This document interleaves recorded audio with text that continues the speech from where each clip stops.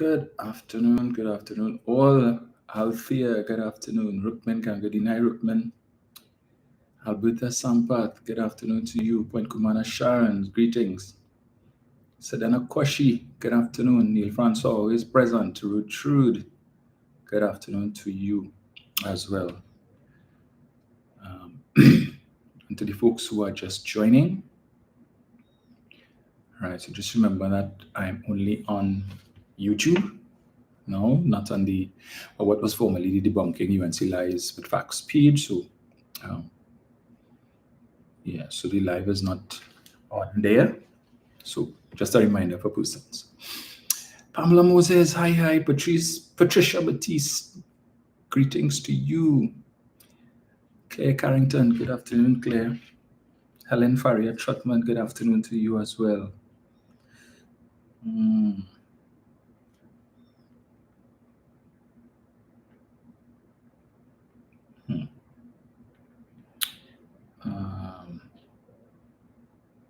So let me just get something here.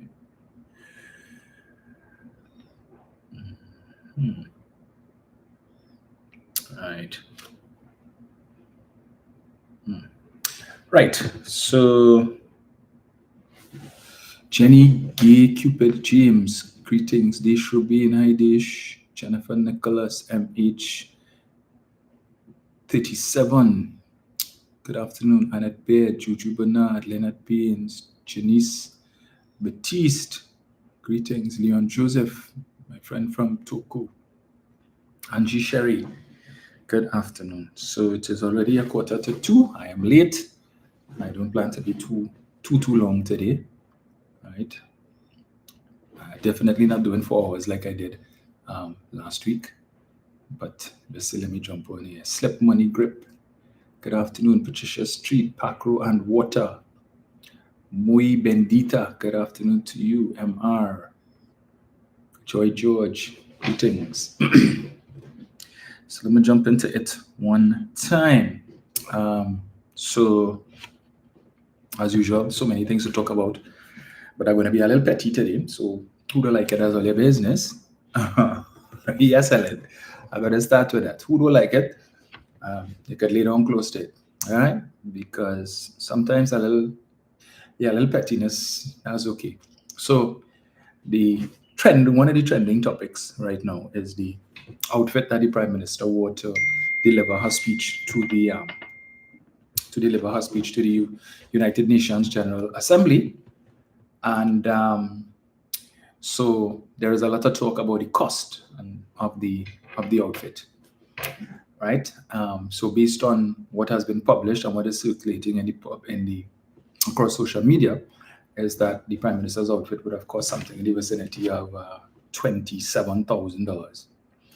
And the media, the journalists who are covering the United Nations General Assembly in New York, Akash Samaru and some others, would have posed the question to the Prime Minister about this post that is going around. I think it would have originated from what was formerly the Debunking UNC Lies with Facts page, as well as I think UNC Cabal would have also posted something as well. And the outfit is from fashion designer Caroline Herrera, right? And based on, so I would have seen it, and I would have done my own little research as well. And if you visit the website of Caroline Herrera, you would see the outfit there. And in fact, the going price right now is, I think, $17,000 and change for the sweater, the top, and the skirt is about $10,000. So we're looking at about $27,000, $28,000. So when the question was posed to the Prime Minister, she indicated off the bat that she works very hard for her money and she could spend her money on whatever she chooses to spend it on. No taxpayers' funds was used for that, and therefore, she's well within her right. And she's correct, absolutely correct, 150%, 200% correct. It's not very often I agree with the Prime Minister. I don't think I've agreed too much with the claim that she works very hard for her money.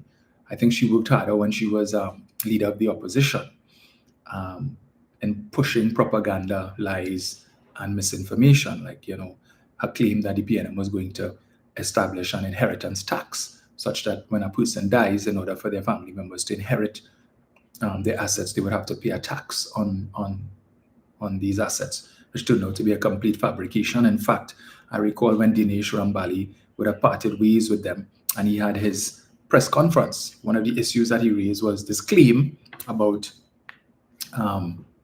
the inheritance tax, and he said none of them knew where that came from.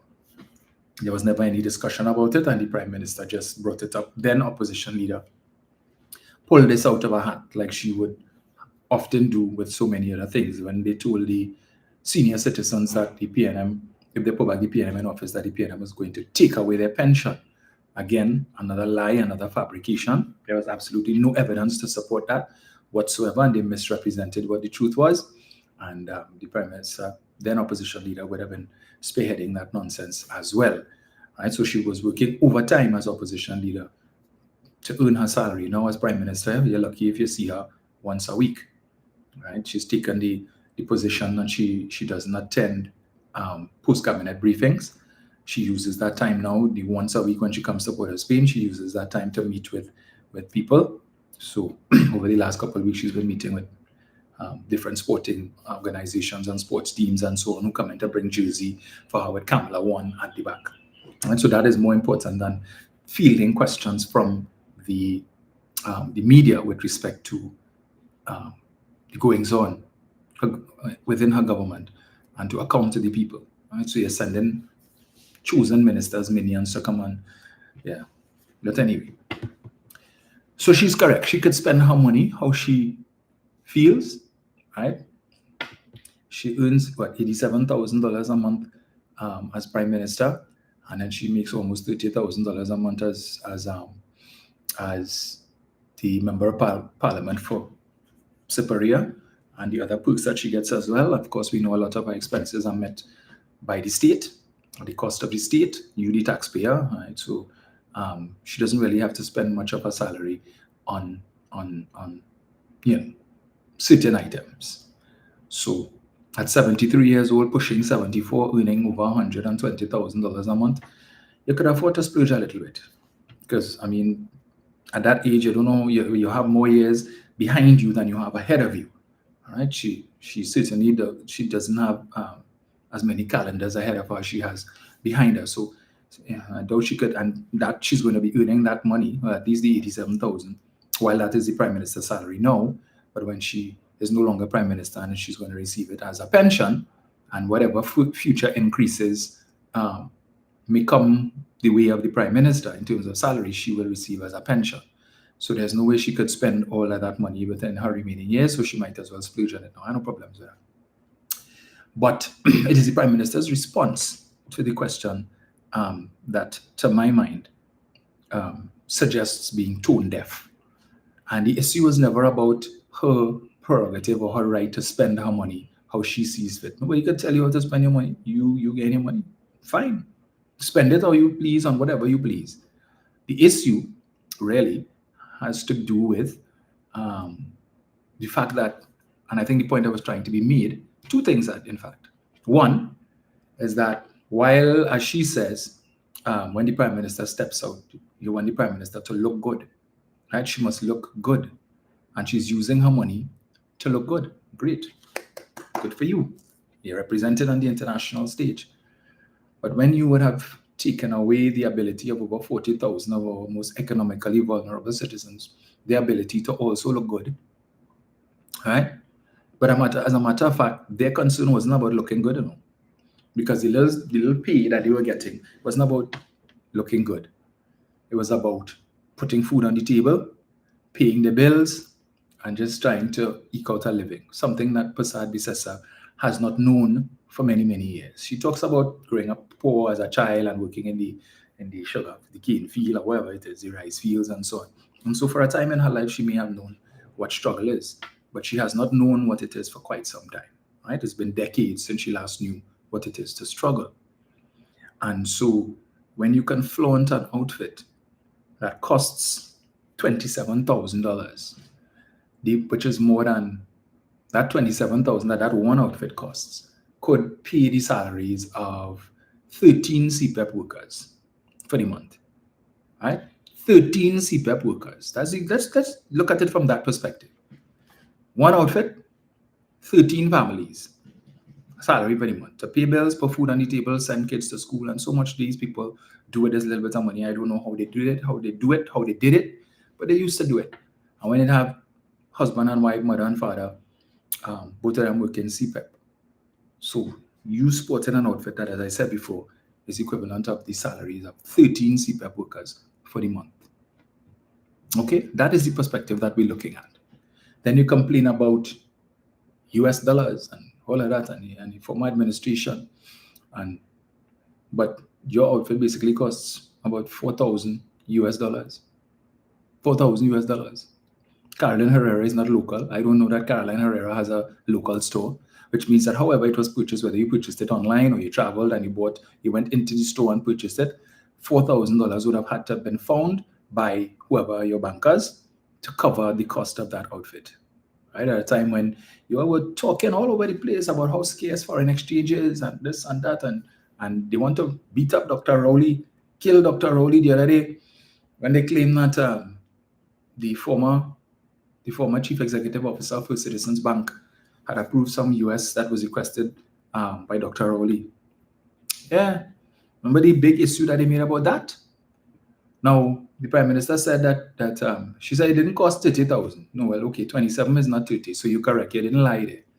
All right? People round it off to 30, but 27 and 30, yeah, so I'll give you that.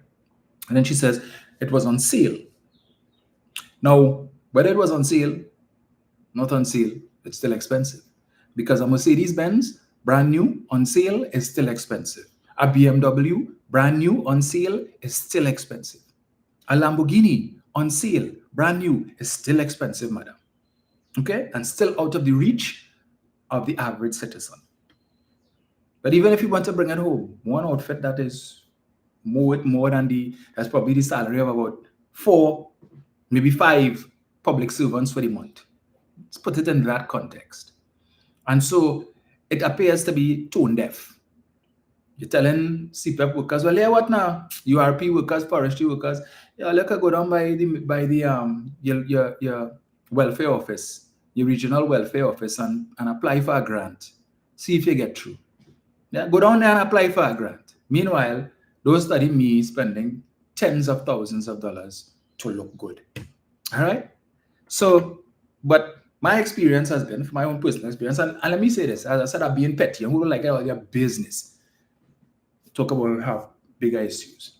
No, because when the same UNC, the hypocrites who have a problem with this matter being highlighted, but when last year they were talking about accusing Dr. Rowley of spending $360,000 US dollars to purchase a watch, which turned out to be a blatant lie, and they wanted to know if he get it as a gift or if he purchased it, and if it was a gift, did he declare it to the Integrity Commission? And they wanted an investigation, and the Integrity Commission should investigate where Rowley get the watch and how much money he spent for the watch and all of that nonsense on a watch that Dr. Rowley had to come out and defend himself and say, no, I didn't pay it. First of all, the brand that they claim it is not. And secondly, I purchased this watch on Amazon for 300 US. 300 US. But even then, the same sycophantic hypocrites from that party who have an issue now and all over themselves, tripping over themselves to come and defend their great leader, their dear leader and prime minister, when it is that you all were attacking Dr. Rowley for a watch.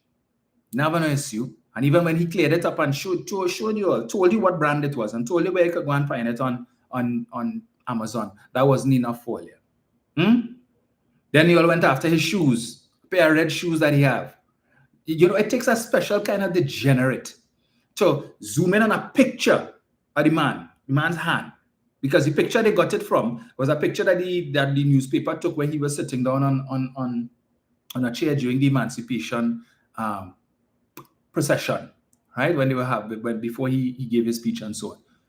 You all zoom in on the picture, couldn't get a clear shot, but assumed what type of watch it was, and then create this whole narrative. This whole narrative that the hypocrites from that party had no problem pushing and sharing and lying about it. And that was a big talk. That wasn't petty. When we all went after his shoes, that wasn't petty. And then Stuart Young, during the election sometime back in April, they came and zoom in on his watch and claim he wearing a Rolex. And that how much thousands of dollars US that Rolex cost, right? And at a time when foreign exchange is hard to come by, but Stuart Young could get Forex to buy Rolex. You pathetic, sycophantic hypocrites. That was okay. Nothing was wrong with that. Yeah, you all were applauding kick out the PNM, that vile, disgusting Facebook page. You all were happy to applaud them, right? For publishing that, and you all were happy to share it, and that was a talking point for weeks. But now, your leader gets called out, and for the same similar situation, and all your vex. I know it have most more important things to talk about on the Prime Minister's outfit, and the zeroing on the Prime Minister's outfit, and so on. The Prime Minister is tone deaf, right? But let me double down on the pettiness.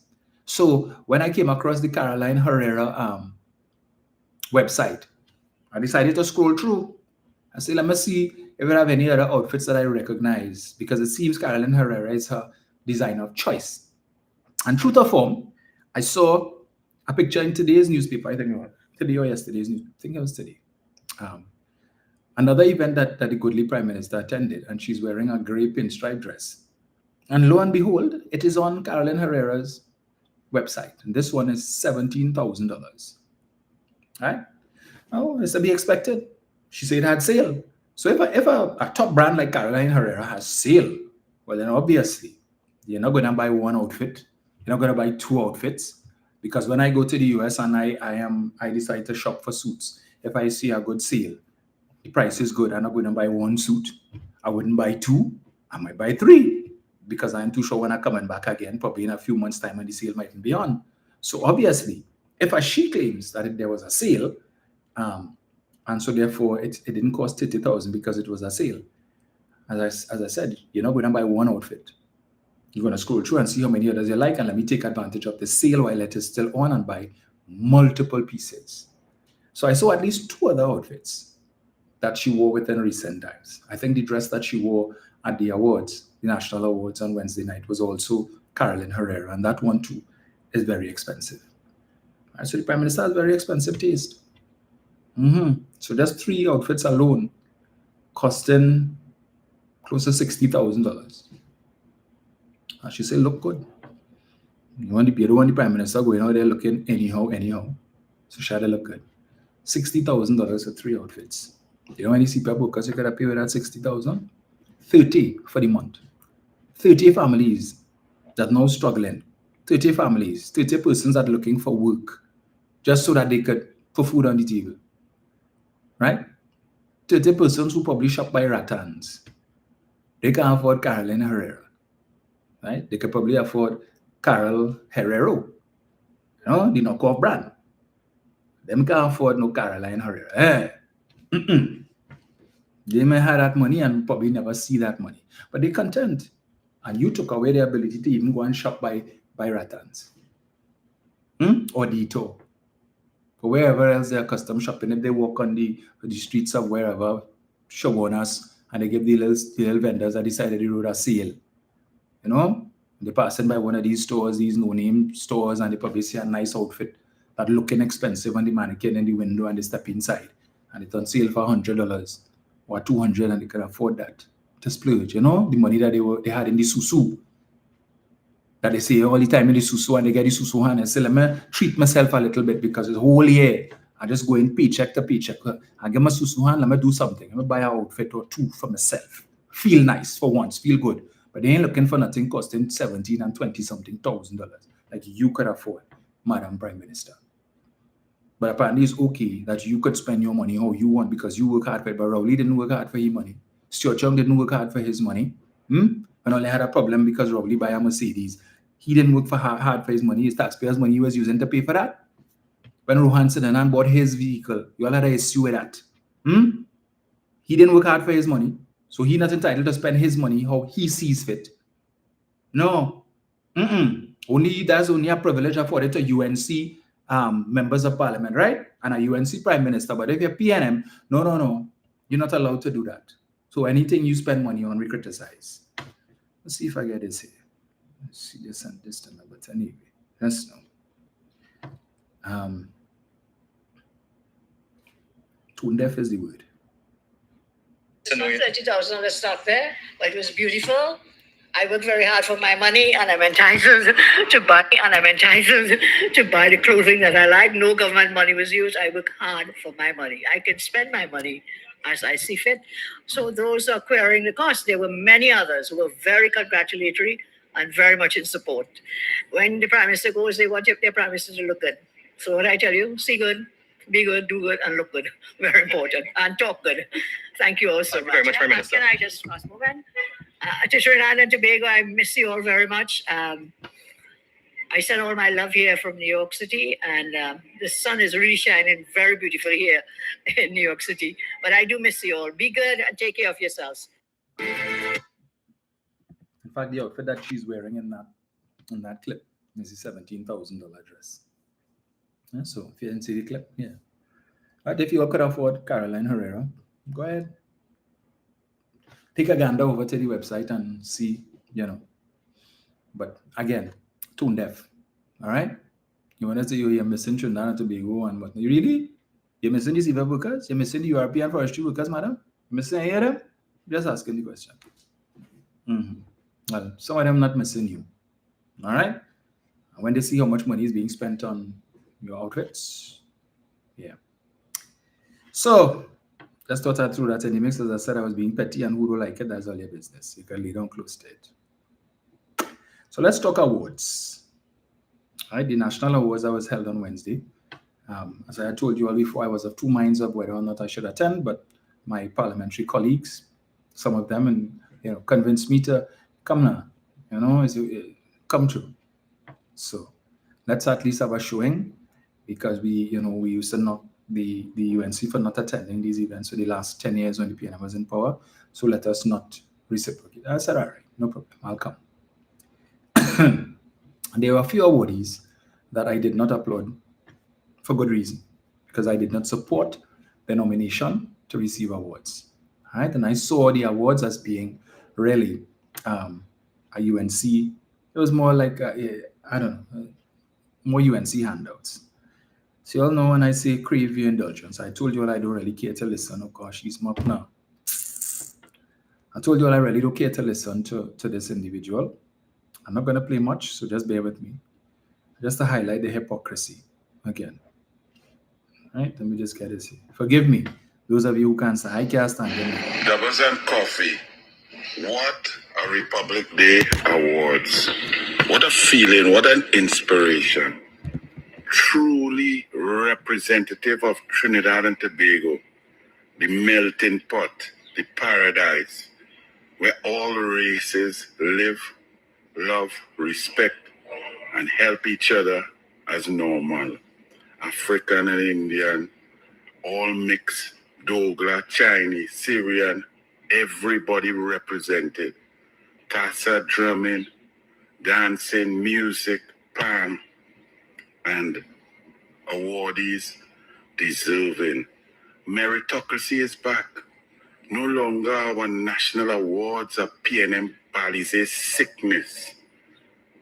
Everyone who got an award has a great resume. Professor Selwyn Cujo, Professor Kenneth Ramchan, posthumously the former THA Secretary, Chief. Yeah, that's enough for you there. Right? But meritocracy is back. First of all, he wasn't even, the way you hear him talking, you would swear he was there, right? Well, he couldn't be there because I think he's still out of the country. This doubles and coffee that he did here wasn't in Trinidad. Okay? So I don't know if he's back in the country as yet, but he wasn't at the awards. But you'd swear he was. And talking nonsense about meritocracy is back. Really? Really? And what the resume is? And the Selwyn Kojo, let's start with him. Well, this is just my view. This is not the PNM view. This is my personal view. What do you do to deserve the highest award? You wrote some books? Okay. I've never read any, and I have no desire or inclination to. Okay? So, all right, you want to give him an award for writing some books in literature? Fine. Definitely not the Order of the Republic of Trinidad and Tobago. Because I'm sure most people listening here to me have never read a book by Selwyn Kojo. And probably like myself, have no desire to read any material from him. Even the diatribe that he writes in the newspaper is sickening, difficult to read. So I would not want to even read anything from him, not even an executive summary of a book that he read. Okay? But he gets an award. And it took a Kamala Prasad Bisasa government coming into office to give him an award. And he is of the view that he is deserving of this award. Well, Mr. Kojo, if that is so, and this is my question to you, right? The process by which persons are nominated for national awards, any citizen could nominate anybody that they want. Right? It is not limited to a few people. So any citizen who feel that they know somebody who's deserving of a national award, when time comes, they could go and fill out the form, the nomination form, and submit it to the awards committee, which comprises, I think, the president. You have some citizens, ordinary citizens, and some comprise different people. The prime minister has a say as well. After all these years, Professor Kojo, nobody felt inclined to nominate you for an award. Not in the last 10 years when the PNM was in office or before that. Nobody thought that you were deserving of a national award. Not even your own family, not even your own colleagues, your own professional colleagues felt, hey, Selwyn is a man deserve an award. Whether it be the Shokonia Gold or the Hummingbird or whatever, let me nominate him. Nobody saw it fit to nominate you, sir. It's only all of a sudden 2025 come around and the UNC is in power. All of a sudden, the scales have been lifted off of the eyes of all of your contemporaries, and they realize, yes, but Selwyn deserving of a medal, and nothing less than the Order of the Republic of Trinidad and Tobago, the highest medal. Really? This same bald-headed lout, right? This same degenerate rumcock that I just played for you all day. How come he never nominated Mr. Kojo for an award? Nothing was preventing you from doing it. For the last how many years you were a senator? Why you didn't submit a nomination for him since he is so deserving and his credentials were so great and his resume was so awe-inspiring? Why you didn't nominate him? No? I wonder why. But all of a sudden, I wonder where that nomination came from. Then we have Indira Rampasad. I don't know who Indira Rampasad is, but they talk up at the awards about she's this big political scientist and all of these things. And I am sitting there in the audience and I'm looking at this woman and I'm like, really? What's she doing on the stage? Why is she there? Indira Rampasad has been nothing more than a political hack. For the 10 years that the PNM was there, she had nothing good to say about the PNM. Every time an opportunity presented itself for her to give an interview, to weigh in on the performance of the government or the actions taken by the government in any issue, it was always negative and a criticism. Even if the government did something good, you could always count on Indira Rampasad. One person you could depend on. She could make something bad out of that good. That is all that she did. So again, I asked the question, for the last 10 years, how come nobody saw it fit to nominate Indira Rampasad for an award? None of her contemporaries, and she's the head of WIGAT, right? Head of the union that represents university teachers. How come none of your colleagues saw it fit? None of your colleagues were of the view that your work was so great, it was deserving of an award? Nobody in the UNC saw it fit to nominate you, but all of a sudden, hey, yes, Indira to get an award. Again, I wonder who was responsible for that nomination. Is this a way of payback? She's probably not interested in any position in the government, you know? Because she could pretend to be unbiased, pretend to be non-partisan, to pretend to be independent. But anybody who has listened to Indira Rampasad over the years knows she's anything but. Who knows? Maybe she has designs on probably becoming the principal of UE someday. You know, she probably doesn't want to lose her tenure at UE, so she's not interested in any short-term thing with the government. So leave me here, but give me my flowers. And they gave her flowers on Wednesday night. But then when she's having received the award, and going from office holder to office holder, shaking their hands and so on, and she gets to the prime minister, and You should see the great pretense on the part of the Prime Minister trying to make it look as, oh, yes, congratulations, and so on. We keep it professional now. Okay, we don't want it too obvious or too evident. So, yes, congratulations, and just move along. As if everybody foolish. She got no applause from me, neither did Selwyn Kojo. And then there was Dr. Catherine's Ali. Anybody knows who Catherine Ali is? I am sure many of you listening here have no clue who Dr. Catherine Ali is. Many of you have never heard of Dr. Catherine Ali. Wonder why. But yet still, her work was so stellar that she was deserving of a national award. Well, let me tell you who Dr. Catherine Ali is. Dr. Catherine Ali is the wife of one Kazim Ali Sr. If that name sounds familiar to you, it should. He's the owner of LMCS, the company that was responsible for the five divers, whatever.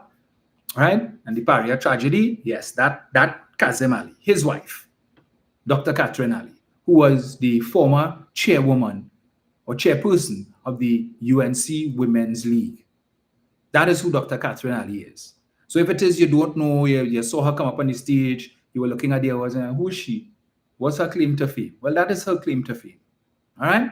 Her husband and herself are supporters of the UNC, and she got an award.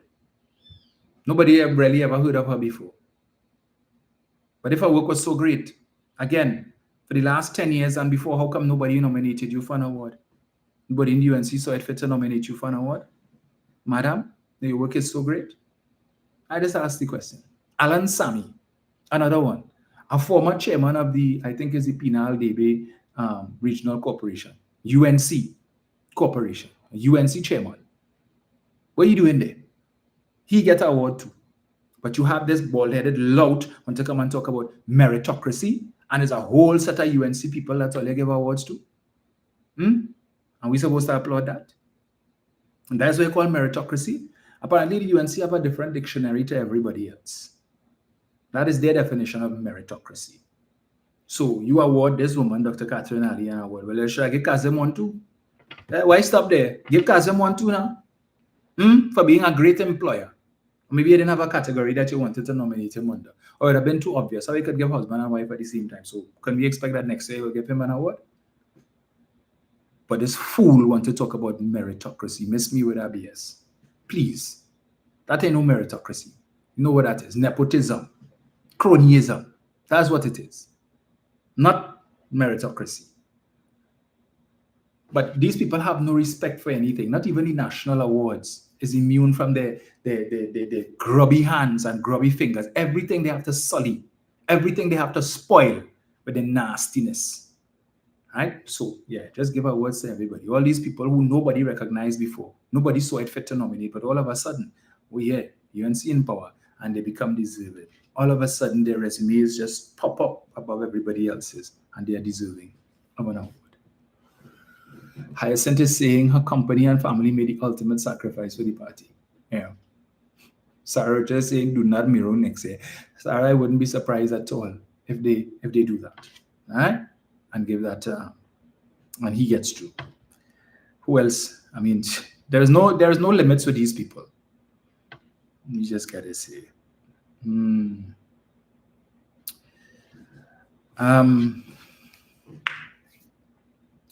Good question. 29 Super Cs. Everybody winning? Supporters winning? Certain people winning. Let me give you an example. Before I go there, let me just come back to the original point because I forgot to mention this. I had to show you the hypocrisy of the UNC, who have an issue with this whole thing with the Prime Minister's outfit. Let me just give you an example of how they're hypocritical. Kick out the PNM. Many of you might be familiar with that Facebook page, right? Just a couple of days ago, they put out a post. Right? There's the post they put out. Right? Christine, did you fight with Chicken Licking for that top you're wearing? Even the husband wants to know what's going on. Right? Disrespecting the president and the outfit that she's wearing. But nobody must talk about your great and dear leader and the outfit that she wears. But you could attack the highest office holder in the land, and that's okay. Right? And this post would have gotten 27 shares, 379 likes, 262 comments. Not all the comments were supportive, but nevertheless, just goes to show the hypocrisy of the United National Congress. Right, we're going again. So I saw a recent article. 3 names have been suggested for the next Chief Justice, who is to replace Chief Justice Ivor Archie, who would have indicated at the opening of the law term that he intends to retire soon, and that the address he gave recently would have been his last in his capacity as Chief Justice.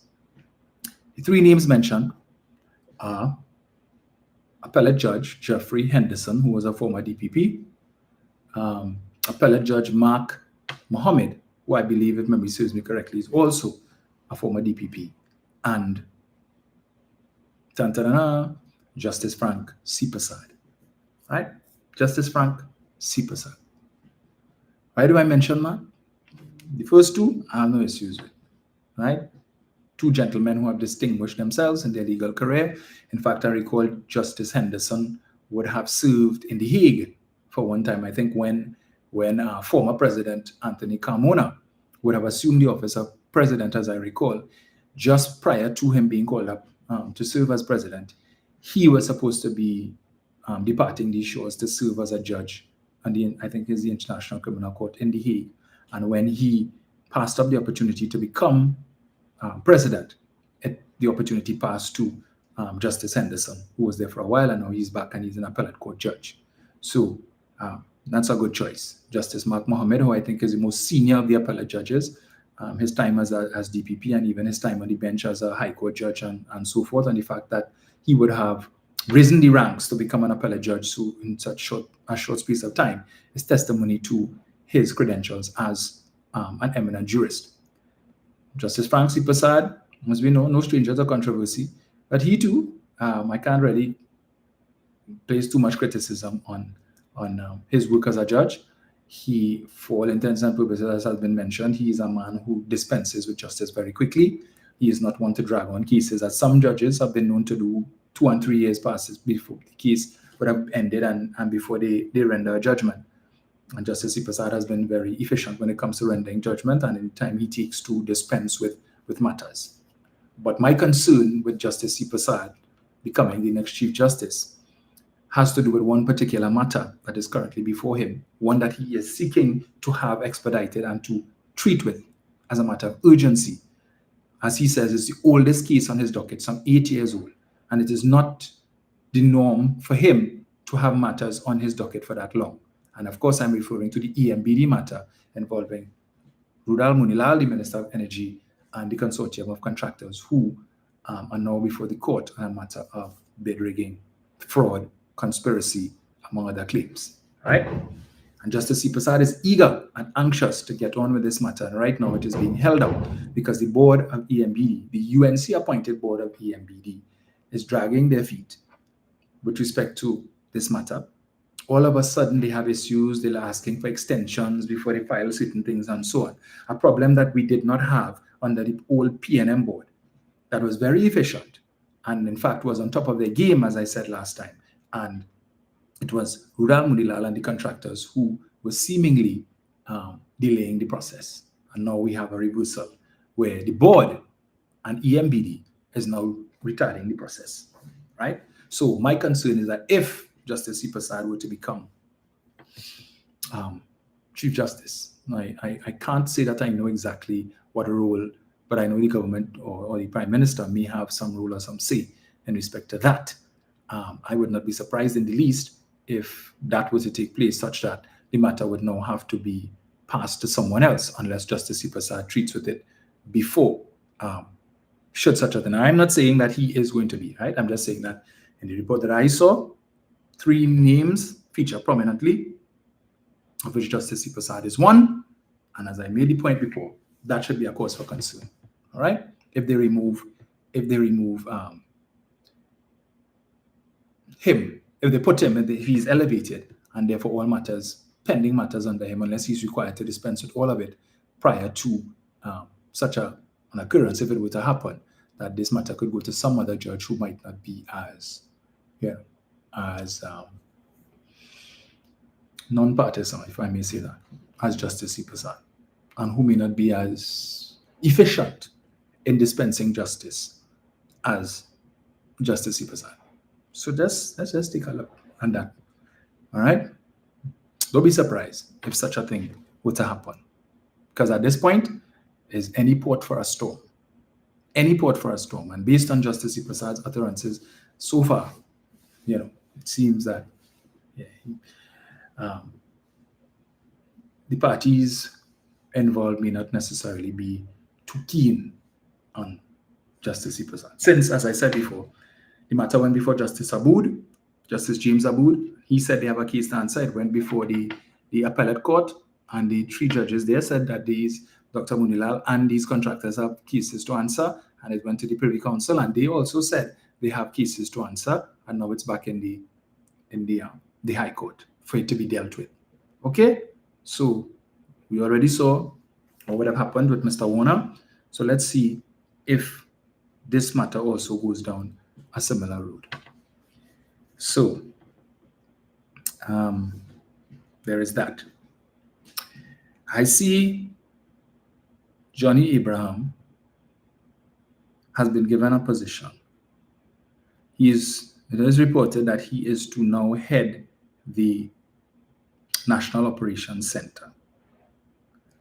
Johnny Abraham is a retired police officer. Mr. Abraham has been retired for a number of years. I think probably about 8 years or 8 to 10 years or so he has been retired. He was put out to pasture.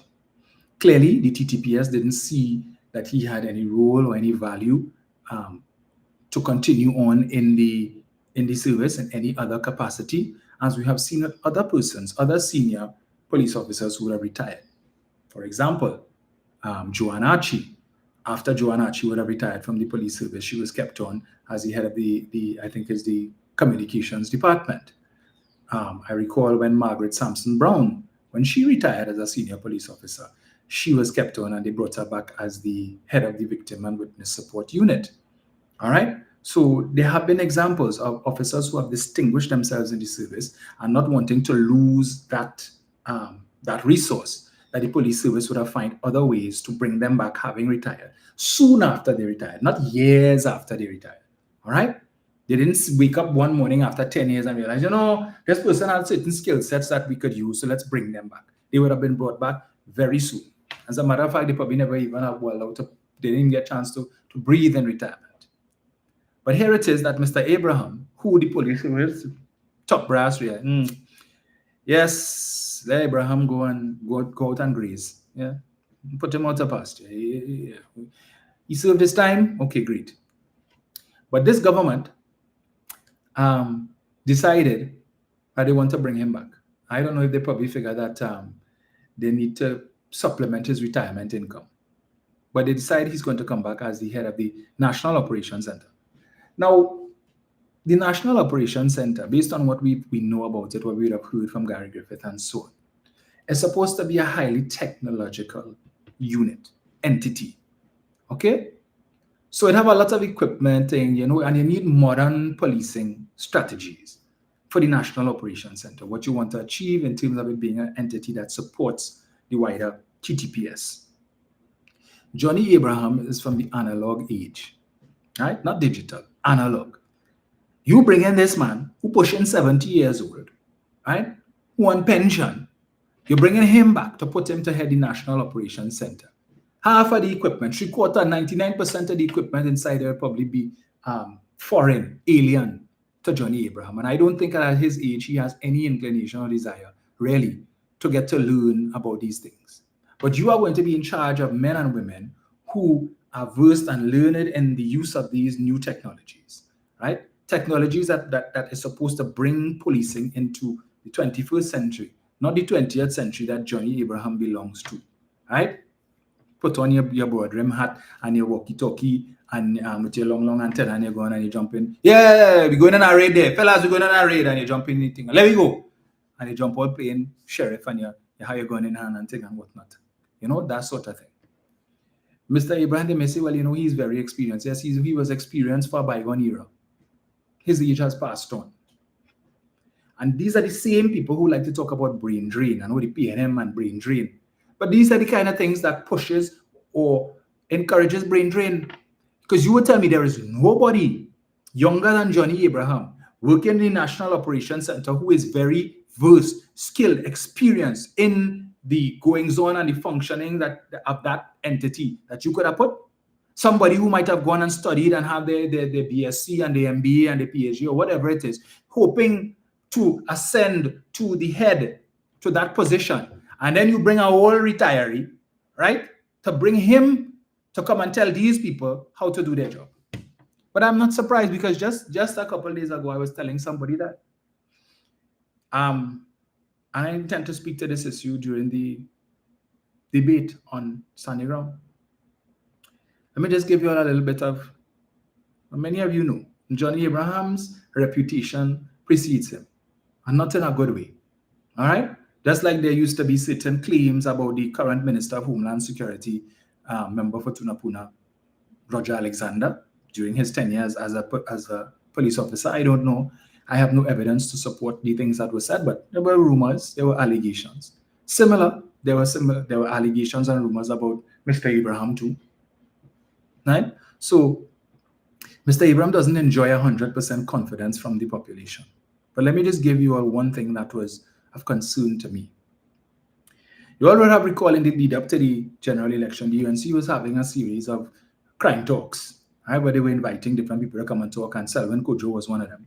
The stooges, the lackeys that they brought to talk and praise the Prime Minister and all of that. And perhaps that's why he got the highest award, and perhaps that's why he's now the chairman of UTT and is also a director on the board of Caribbean Airlines. Yeah, because they're rewarding the boys now. Mr. Abraham would have spoken at two of these crime talks.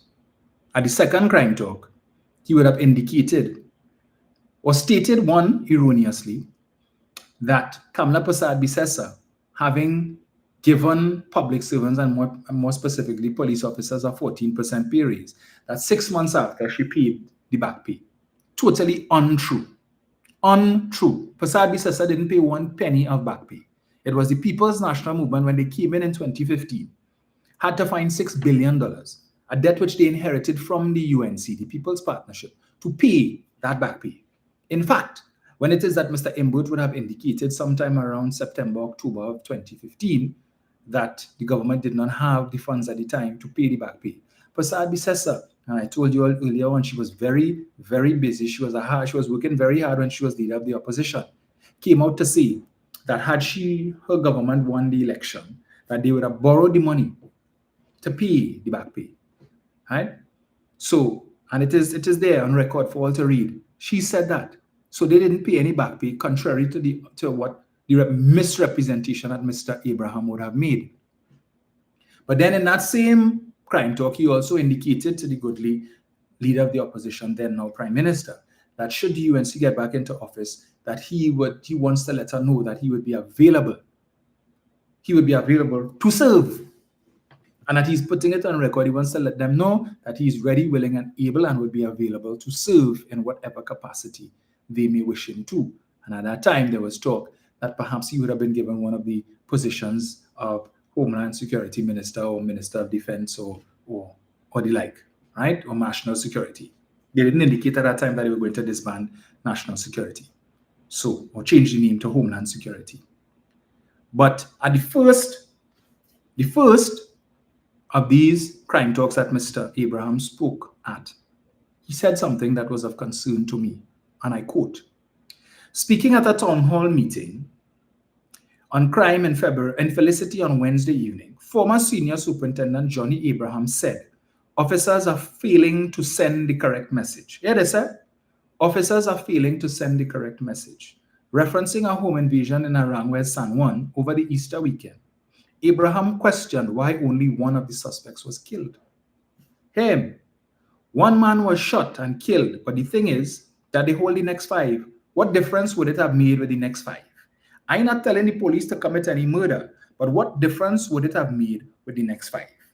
When you send that kind of message, you want to bet me they don't come back to rob people? This is the man that they're going to put as the head of the National Operations Center. is chastising the police for killing one of 6 men who engaged in a home invasion, and that they arrested the next 5. He is chastising the police for arresting the next 5, and fine, they should have killed the next 5 too. What difference would it have made? You should have licked up the next 5. And he's saying, well, I ain't telling the police to come in. So what are you telling the police? What you telling them? You're telling them on one hand, well, you kill 1, but why not 6? What's the point of arresting the next 5? They should have left the scene in body bags too. But I ain't telling all to commit murder. So what you call that, Mr. Abraham? That's not murder. That's not extrajudicial killing. So what is that? And this is the man that the UNC saw fit to put as the head of the National Operations Center. Goes on. It went there. So he wants the police to send the correct message. How do you send that message? Well, you need to load up the matic, pull it back, knock it on them, and knock it again. You need to light them up. Or as Prasad Bisesa said, give no quarter. Release the dogs of war. Give no quarter. Never forget, those were the instructions she gave to the police officers when she commissioned the Piarco police station back in 2015. Release the dogs of war, give no quarter. And it seems Mr. Abraham in this speech was endorsing that, give no quarter. Right? We take no prisoners. We don't want no apprehension and you have to go before court and testify. Deal with that one time. Send a message. Someone from the audience chimed in with, we need stronger laws. So this person understands, right? We need stronger laws. This person understands due process. You don't just go on killing people just so. Here, Abraham responds. Laws, Abraham said, looking into the crowd, waste that time in this country.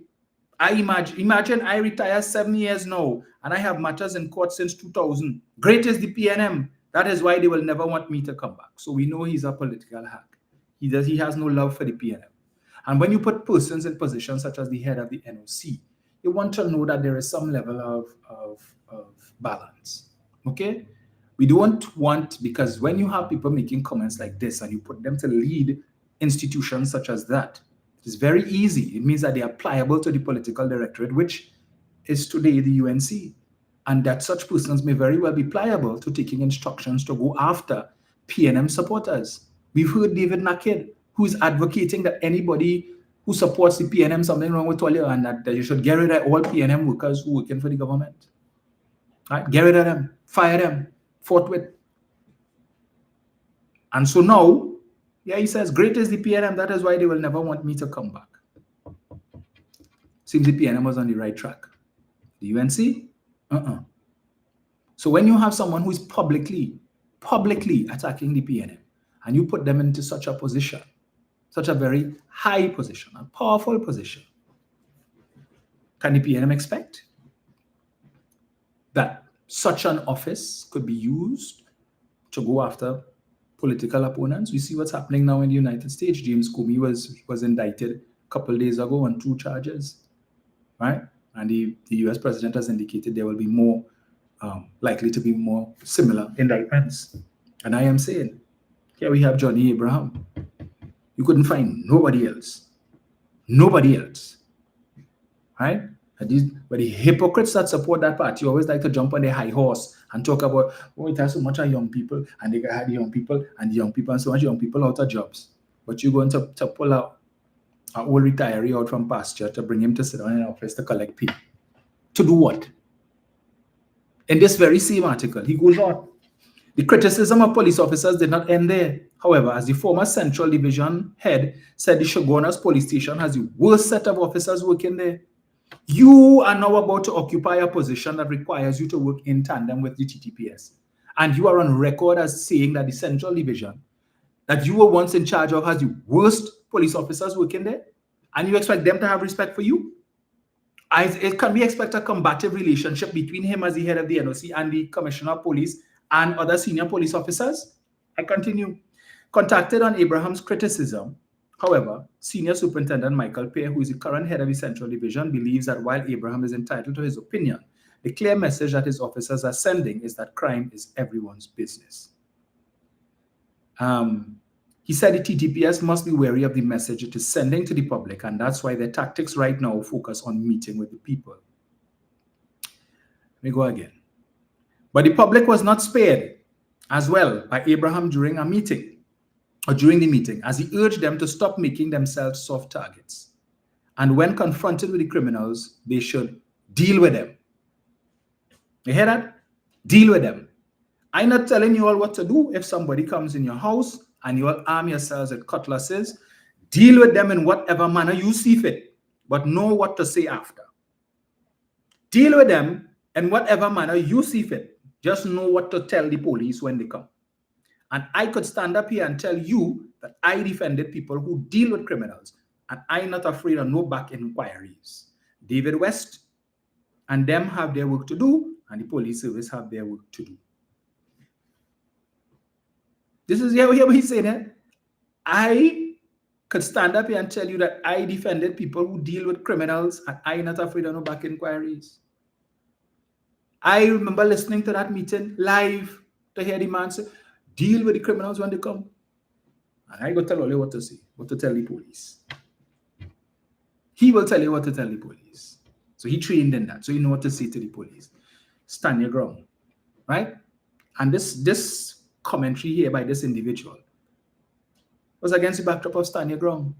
And this is what persons are concerned about. That people will kill with impunity. And because they hear people like this man, who is soon to be the head of the National Operations Center, telling you, deal with them. Just know what to tell the police. Is the UNC going to offer a tutorial? Offer a seminar titled What to Tell the Police After You Kill the Home Invader? To make sure you get off? Why you need to do that? If you were justified in taking the life of the perpetrator to defend yourself, to save your life and that of your family members, you don't need anybody to tutor you and tell you what to tell the police. Tell the police exactly what happened, because it was self-defense. But if it is that you need a police officer to tutor you and tell you, well, here's what you have to tell the police. Yes, this happened, but you can't tell the police that because you won't get charged. Tell the police this happened. Tell the police that happened. That could avoid you from getting a charge. Nevertheless, the stand your ground legislation says the court is to make that determination. Right? The court will make that determination. And the only way the court could make such a determination is if you appear before the court. And why are you appearing before the court?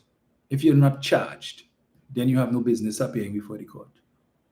So for the court to make the determination as to whether or not you acted in self-defense, in order for the court to make a determination as to whether or not your use of force was proportionate to the level of risk that presented itself, you must present before the court. And the only way you'll come before the court is if you are charged. So all you who feel that understand your ground, that what Madam Prime Minister, when she was opposition leader, tell all you, load up the matic, pull it back, knock it on them and knock it again. Empty the clip, reload, and empty it again. And when she tell all you, light them up. All that sort of gun talk and big gun talk, and it resonates in all your mind. And some of all you know, no longer afraid of home invasions. No. Because they say in addition to the home invasion, it will be law, the stand your ground legislation, it will be supported by bringing further laws that will make it easier for law-abiding citizens to acquire firearms. So with stand your ground legislation and you own a gun, you feel you afraid home invasion? No. You're looking forward to it because you want to light up somebody. You're fed up going on the range and only shooting a set of inanimate objects. Time for me to shoot flesh. I wish they would. Oh, yes, come true. I'm waiting for them. Yes. And that's what your government has supported. And now, a man who is basically advocating extrajudicial killings on a public platform, he is now to be the head of the National Operations Center. Well, you vote for that. You get the government that you deserve. Where you vote for or didn't vote and allow them to get into office, that's what you have to deal with right now. Right? This is the caliber of people that they have to rely on to serve in these positions. Right? No apologies for saying that. Right? But this is what we have to deal with.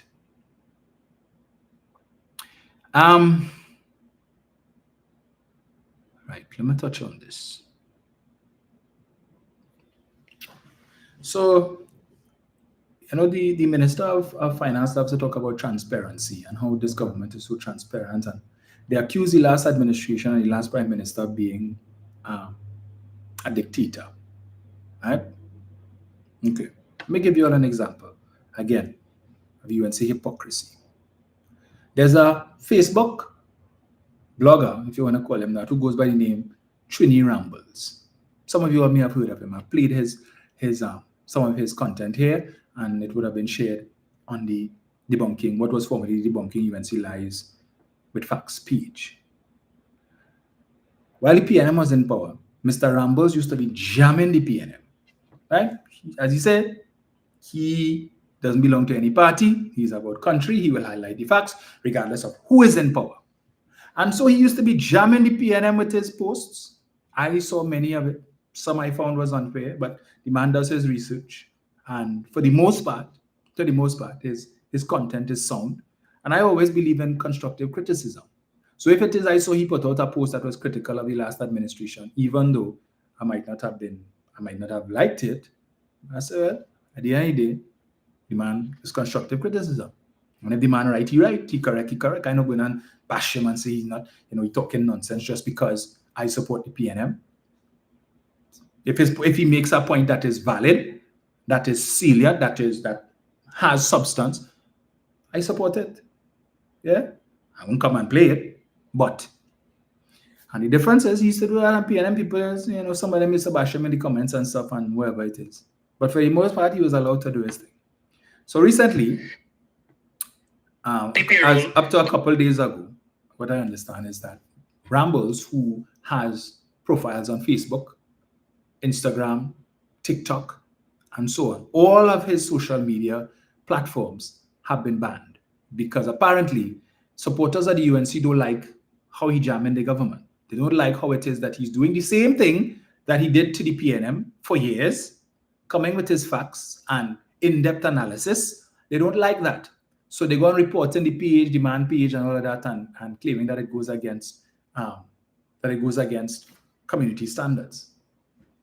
Now, I in the past have made reports about certain things, posts that I think goes against community standards, and Facebook would come back in a day or two or say that they reviewed it, and they don't agree that it goes against community standards, so they refuse to move the post. But when it is that you have a large number of persons reporting the post, which indicates that it offends a large number of people, then it seems Facebook will take action.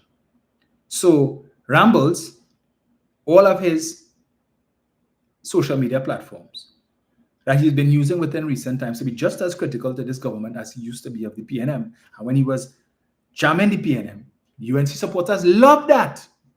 They used to be sharing his content. They're happy when they go in the comments. Yeah, man, get him, Rambles, get him. They like that. Rambles was their boy. Now the tables have turned and Rambles highlighting their government and the poor governance. They go on and report all the man's, all of his platforms.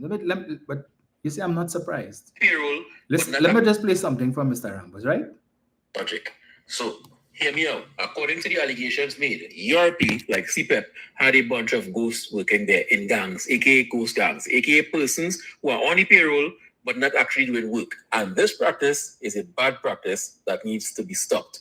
We can all agree to that fact. You're still with me. Okay, if that is the case, which I wouldn't doubt is the case, but if it's the case, we can clearly see that ERP and CPEP had workers because work was being done for the past how many years. So clearly they have workers who actually come to work every single day and do what they are paid to do. If there are ghost gangs within the organization, why not take office and remove the ghost gangs? Why not run an audit and see who is getting paid but not showing up to work, not signing any book, and fire them? What does the ghost gangs or the ghosts in the organization have to do with the hardworking men and women who actually used to come out there every single day in the hot ass sun to do their work? This is like having a dog with fleas, and rather than bathing the dog, you kill the dog to starve the fleas of a blood supply so the fleas can die. It's not only vindictive, it's also stupid. And anybody who thinks differently is an imbecile. Point number 2. I'm hearing the discussion that it was never meant to be a permanent job. It was supposed to be unemployment relief for 6 months and then you move on. Move on to go where? Where exactly were they supposed to move on to go? Have you all taken a look at the unemployment rate in Toronto Bigger recently? We have university graduates who can't find a job. We have people with experience who can't find a job. But there you all are trying to twist the English language to make it make sense, to pretend like the CPEP workers have all these qualifications and degrees and MBAs and masters, and they just don't want to go and take up an office job, so they're paying them $20,000 a month. So they stick in CPEP.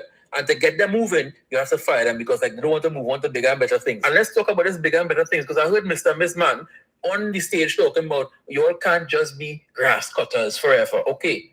Until they get robots to cut the grass autonomously, somebody have to do it. Until they get robots and machines to cast a box drain, somebody have to do it. Not so? So let's not pretend like you all are going to take all these people from European workers, get them 6-figure paying jobs somewhere in the Twin Towers, and then replace them with robots on the road doing what they used to do. All right. So that was basically Rambles, 7 minutes of trash. So you could go and listen to that if you have time to waste. But 7 minutes of trash that I am not willing to listen to. All right. Yeah, you know what has surprised me about Trini Rambles? He seems to be a guy, or used to seem to me to be a guy of reason and a guy of great knowledge, right? So when you hear Rambles talk, nobody wants to engage in a fist fight with Rambles or a verbal altercation with Rambles, because it seems that Rambles does his research and he always come and say, hey, I'm debating you on facts and nothing else but facts. And that's what he says he does. But this Rambles clip was, to me, more emotions than facts, right? We know what the unemployment relief program was for. It was at least the indication. So the second voice you heard in that clip there is one David Welch of Trio.tt. I don't know if he's still with Trio, right? He was with UNC, then he went with Philip Alexander, then he was independent, then he got back to the UNC. And it seems to me that, he, like so many others, trying to get the attention of the goodly prime minister to see if he could get work. And that's what it is. All of them looking for work, right? And hoping that the prime minister bless them up with a little something. So Mr. Abraham bided his time and he got work. So I still holding out hope for Jayanti Lakshmi Dayal, Ramdial. Maybe, a month down the road or a couple of weeks, we might hear that she gets some posting, maybe they might make her ambassador or something. It's still a plenty work for her, plenty of opportunity. But you heard what Mr. Welch said there, right? That Rambles is a man that he had respect for. And when you see Rambles put out a post, you don't want to fight with him, get an office fight with him because Rambles does his research and so on, and he's dealing with facts. And that was their mindset when he was jamming the PNM.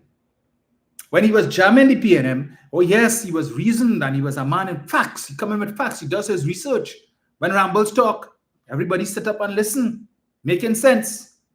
But now, the tables have turned and Mr. Rambles going after the UNC, which is now in office. Mr. Welch is of the view that that is trash, that Rambles' post is trash, and that it is more about emotion. Really? You see how they stop?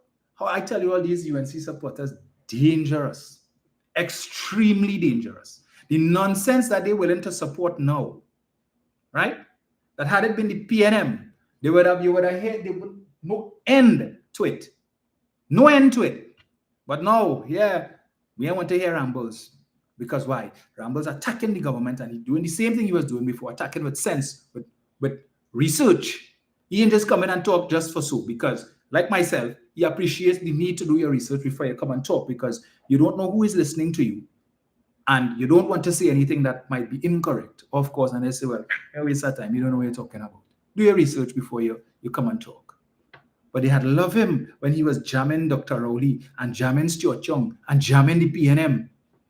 Oh, yes, we love Rambles. And as soon as Rambles started to talk about Petrotrin and the refinery, and he started to give them the facts, oh, they start to cuss him. He ain't no good. And he's a waste of time, and he's a PNM stooge, and he's a Rowley Lake bottom, and all them kind of thing. So now, doing what he was doing before, they don't like it. What did they resort to doing?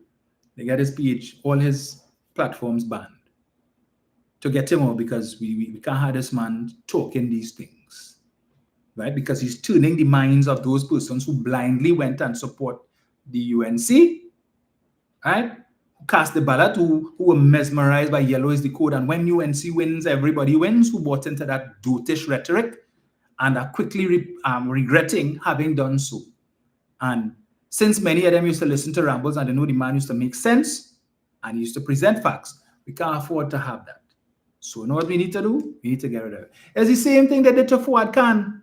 when he challenged Kamla Prasad-Bissessa for leadership of the UNC. You all remember? They went and report his Facebook page that he was using to communicate with voters and so on and express his views on certain things that were happening within the UNC. And the supporters of the UNC came out and went and reported the page and got the man's page blocked. He ended up in Facebook jail and had to be using the Facebook page of Shane Mohammed, Dr. Shane Mohammed, who used to disseminate his information through that page. That is the extent to which these hypocrites would go to be able to silence people who are exposing the wrongdoings of their government. That just 5 months in office, this government is already unpopular. In fact, they were unpopular after 2 months or even less. And the supporters can't take that. They're very thin-skinned. They could give, but they can't take. So let's shut down all the man's platforms now. But of course, by doing that, he will just come back with a vengeance. That's all. But to some extent, he would have contributed to them getting into office for a time, because he's a man that people respect. And when he hears certain things and it seemed like, yeah, the PNM doing nonsense, people bought into that. But it didn't take long for him to see the light. But as he said, he's neither fish nor fowl. Whoever in power, if you're doing foolishness, he will expose you. But he made a point in putting out a post recently that while he used to jam the PNM supporters never went to the extremes that the UNC supporters are going to shut him up. But these are the same hypocrites who used to talk about Rowley's a dictator and PNM wicked and evil. And they're trying to shut up the citizens and trying to shut up the media. And they bring state of emergency to prevent people from protesting and all of that. But their government ain't doing that now, right? When the PNM call a state of emergency, because they want people protest. But your government has instituted a state of emergency more than 2 months now. And to date, not one person who was identified as being part of this great plot to destabilize the country, to overthrow the government, and to kill senior public officials. Not one charge has been laid against anybody. Not one. After 2 months of the state of emergency, and we have the Commissioner of Police telling us, well, we have intelligence, but we don't have evidence. So we can't charge nobody based on intelligence only. But we need evidence. So if you have any evidence, please come forward and help us. If you see something, say something. No, we weren't part of the intelligence when you all claimed that you had information that this was going to happen and that was going to happen. Just like in 2011 when they told us something was going to happen that would make the 1990 coup look like a tea party. And not a weapon, not a gun, not a grenade. Nothing was found, nothing was seized, and nobody was charged for that. Well, let's lock up a set of little black boys who fit the description, walking down Nelson Street and George Street in a rubber slippers with a white beater vest and the pants below the bottom and the hair plaiting too fat, you know. Yeah, he fit the description. Throw him in the area. Hey, come, hold up, against the wall, handcuff, jump in the back. And a set of lawsuits later that cost the state millions of dollars because you arrested people, right? And they use that as a pretext to purchase a whole massive warehouse in Santa Rosa for hundreds of millions of dollars, over $234 million. Spent some 50-something million to outfit, plus what they would have spent in rent before they decided to purchase the building. Over $330 million of dollars, taxpayers' dollars, was paid for that facility so that you could house these little black boys who fit the description, and you were picking them up all over the country and throwing them in the Maria and taking them down without charge. When you had an attorney general at the time who said, lock them up and we're going to find the evidence later. You all remember that? Same attorney general, when it is that they came to him, the media came to him and told him, well, all of these persons who are being arrested without charge and are being detained, the inhumane conditions in the prison, aren't you concerned that innocent people are having to endure these inhumane conditions without charge? And what he say? Jail and make to ripe fig. Jail and make to ripe fig. It is unfortunate that he has not had the opportunity to experience that himself, that jail and make to ripe fig. Right? But see him strutting up and down Queen's Hall on Wednesday night, guest of perhaps the government at the National Awards, and skinning and grinning and all teeth, all smiles. Right? And they have no problem in bringing back these people. Right? Some of you all out there. Yeah, he inside. He. His alleged accomplice is now the chairman of NGC. Right? And his name get called as some matter that was dismissed recently. Again, with respect to certain misrepresentations that were made to the court in an attempt to get higher award for certain cases or whatever, certain matters that were brought. I think I saw it on the Facebook page of News Source. Let me see if I get it here. All these things that the mainstream media are not talking about. I now come on News Source page and I'm seeing here a post, just got news that the breakfast shed closes after today. And someone in the comments states that they would have gone to the breakfast shed this morning to purchase a meal and that the workers, they informed them that the breakfast shed is to close. I don't know if this is a permanent thing. I don't know if it is that they're going to do renovations or so on. I guess this is the developing story, but we wait to see. Let me get this here. This now. I know I saw it a couple of days ago.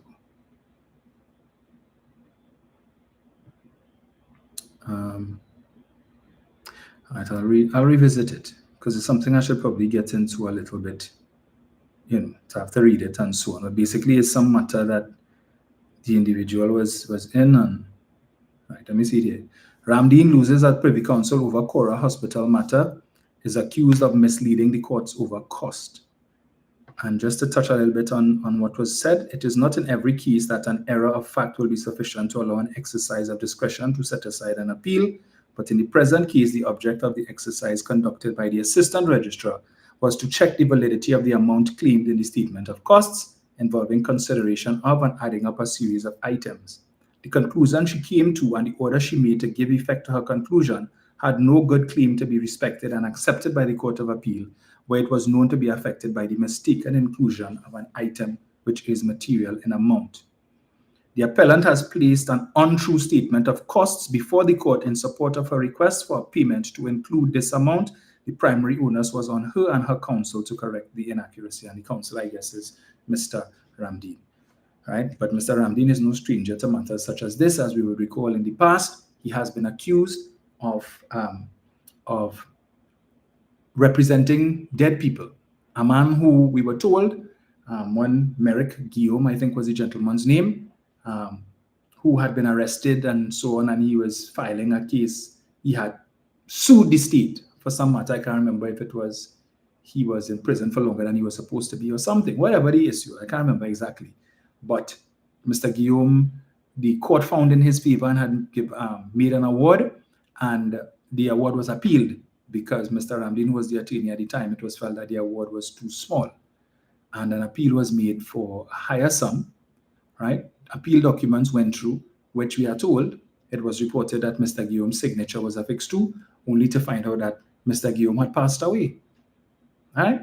Passed away. So how did he sign these documents? So I don't know if it is that perhaps there was some necromancy took place, probably went down to the cemetery, and Mr. Guillaume would have risen from the dead, affixed his signature, and decided to go back to rest. Because there could be, there are other explanations as to how Mr. Guillaume's signature appeared in the document. All right? And from my understanding is that the Court of Appeal would have again found in his favor and the award was even greater. And the monies would have been sent to the attorney for transmission onto Mr. Guillaume, and that was not done until his daughter would have sought to look into the matter and so on, and was indicated that Mr. Ramdeen was not aware that his client, who had won the significant sum, had passed away. Right? Now you're an attorney, you're representing a man in an appeal matter, and you're not conferring with your client, you're not in contact with your client for some 2 years, or as the case may be. The judgment was made and no contact. Okay. Yeah. So let me see here. Let me get this here just so. Right. So where is it?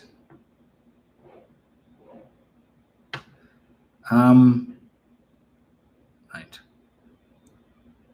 So two other matters I wanted to touch on. So let me get this here, right? So many of you may have heard the Prime Minister's speech at the United Nations General Assembly. course, the UNC faithful are saying that it was such a great speech, a fantastic speech, left up to some of them as the best speech given at the entire meeting. No other leader, world leader, gave a speech that was as erudite and was as forceful and inspiring as that of Kamla Prasad Bisesa. And then the same people want to call the PNM a cult. All right. Two things I wanted to touch on with respect to that. One being, of course, just now. Let's see if I get it here. For those of you who would have listened, I'm trying to see if I have it. Let's see. Just too many things to talk about, boy. Too many things. All right, I don't seem to have it saved here. But the Prime Minister started off her speech by extending salutations, of course, to the various heads, and then in addressing the President of the Assembly, she said, she's happy that that the escalator was working and that there were no issues with the teleprompter, that the teleprompter is also working. And she laughed, ha, ha, ha, as if that was funny. And I don't know if it is that the Prime Minister thought she was addressing the Monday Night Forum, where anything that she says, whether it's funny or not, would get applause and laughter from the members in the audience, as if almost on cue. Like the 6 stooges, the 6 cheerleaders that she took with her to the United Nations General Assembly for her address, and the only people, how embarrassing, the only people who were clapping at different intervals during her speech were the 6 cheerleaders that she carried with her, who were Nicholas Morris, the Minister of Foreign Affairs, Sean Sobers, Minister of Legal Affairs, Saddam Hussein, Barry Padarath, the Trinidad and Tobago's permanent representative to the United Nations, Dr. Neil Passan, and the Minister of Public Administration and AI, my supposed shadow, Dominic Smith. And it was so embarrassing looking at that, and at certain times they were here. And then the camera would span, and they only showing here these 6 people clapping. There was nobody else in the auditorium clapping for the camera, which wasn't TTT's camera. It wasn't CNC3's camera, right? That was the camera associated with the UN, right? That was streaming coverage of the event, all right? And whichever other media houses that were there. And every time you hear the clap, they only focus on these 6 people. Nobody else in the auditorium clapping. Nobody. Because if anybody else was clapping, they would have probably span and show you them too. But the camera, every time you hear a clap, zoom right in. Nobody else to focus on. And everybody else, some people sit down behind them, so they're propping up their sorrows. Who yawning? Who on their phone? Okay. Do we have to listen to me really come here to hear this person? Who is she? Trinidad and Tobago? Where is that? Yeah? And we're supposed to be proud of that. This great speech that was delivered to an almost empty auditorium. But when Dr. Rowley spoke at COP26 in Paris, the same hypocrites that supported his party, you see, nobody wanted to listen to Rowley. The place was empty. Everybody get up and they call. You see, when Mia Motley was talking, how much people had inside there. But as soon as Rowley come to talk, everybody get up. Nobody wanted to talk to him. But they were totally blind. They didn't notice that the auditorium was almost empty. And only those 6 circus seals clapping. Clapping for what? So she gets up there and opens her speech with a failed attempt at humor. Now, either way you take it, it would have been offensive, depending on who it was directed to. Because we know that her comments were in reference to Donald Trump's speech a day or two earlier, where he complained about the incident when he and his wife would have stepped onto the escalator and it suddenly stopped, right? And then apparently when he was giving his speech in the auditorium, there were some issues with the teleprompter. Now, the suggestion has been made that it was deliberate. We don't know. May have been accidental, may have been coincidental, may have been deliberate. I can't say. But for the Prime Minister of Trinidad and Tobago, who was probably the only person who saw it fit to reference that and who sought to open up your speech with some failed attempt at levity, if it is that you were being facetious towards the persons who would have been responsible for the teleprompter and the escalator. It's an insult to the UN, the UNGA president, right? It's an insult to her because you're suggesting that that was deliberately done. And I'm certain if that is the case, that the president didn't find it funny, not in the least. And perhaps other persons in the room, perhaps other world leaders who might have been there, probably didn't find it funny either. All right? And if it is you were throwing a jab at what Mr. Trump said, then it would have been an insult to him to suggest, well, maybe, because as international media has reported, they're saying that he threw a tantrum with respect to those matters and so on. Okay, that's what the media is reporting. So if Mrs. Passad-Bissessar was being facetious towards Mr. Trump's contribution, then it's an insult to him. So whichever way you take it, she insulted somebody, whether it be Donald Trump or she insulted the president of the United Nations General Assembly. But you see, when you don't really think, so you're walking up there and, I need to crack a joke, I need to be funny. Yeah, really? No, you didn't need to be funny, madam. You have a prepared speech, read it, and come off the people's stage. Please. You don't need to embarrass the country, because only people who probably laughed at that was, again, the 6 cheerleaders that you carried with you. And I'm sure they were cringe. Yeah? Sitting in the chair there and looking around and nobody else laughing. Every time they clap, they look around, nobody else clapping.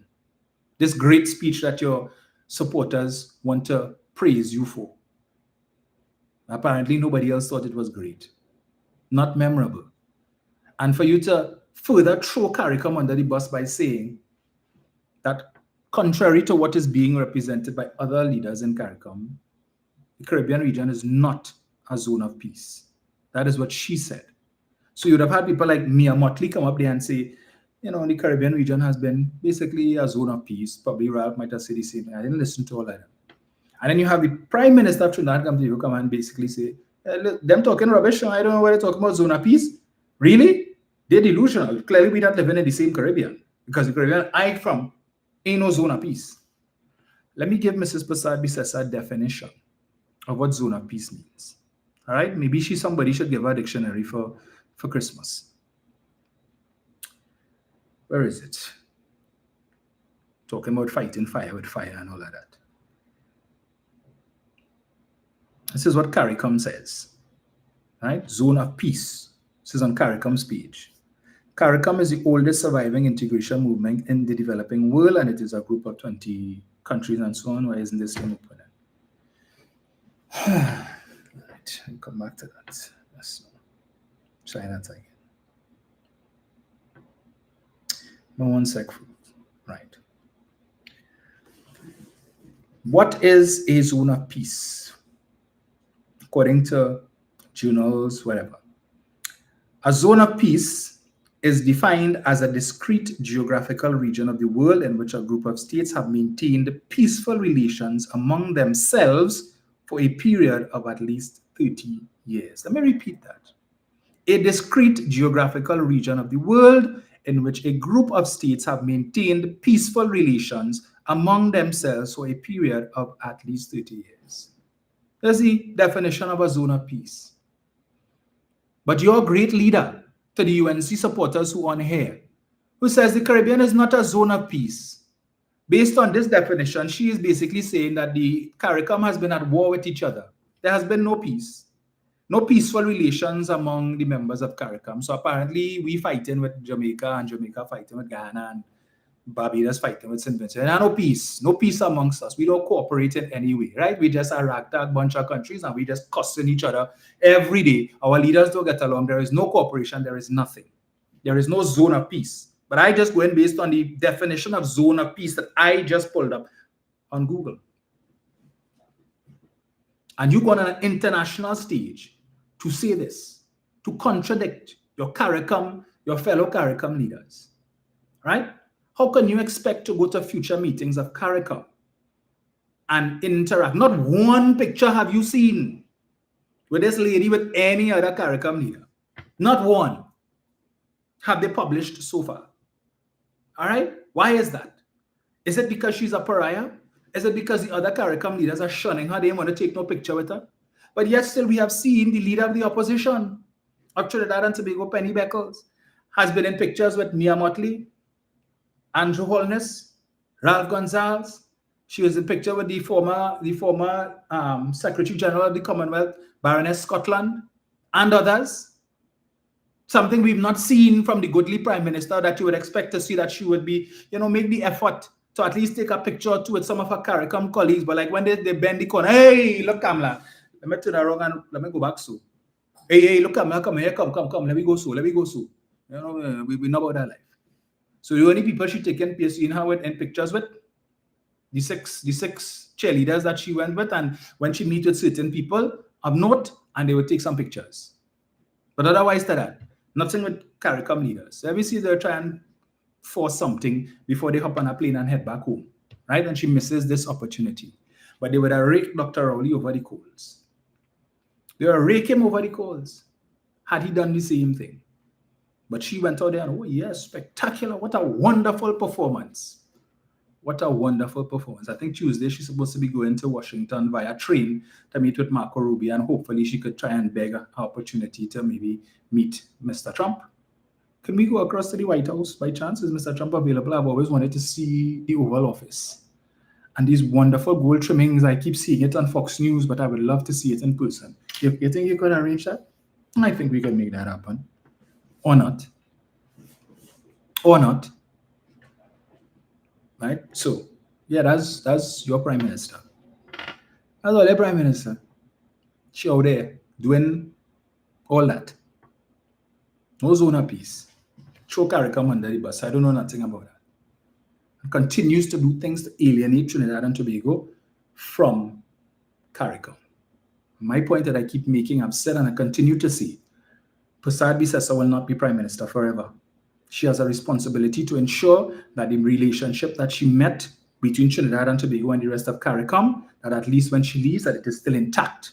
If you could improve it and strengthen it, great. Your job is not to tear it down and mash it up, to make it difficult for whoever comes after you now to try and repair the damage that you would have done when you decide to ride out into the sunset and enjoy your $87,000 a month pension for the rest of your life and all of the fancy outfits that you would want to wear. To go where, I don't know. But just as you have abandoned several of our buildings.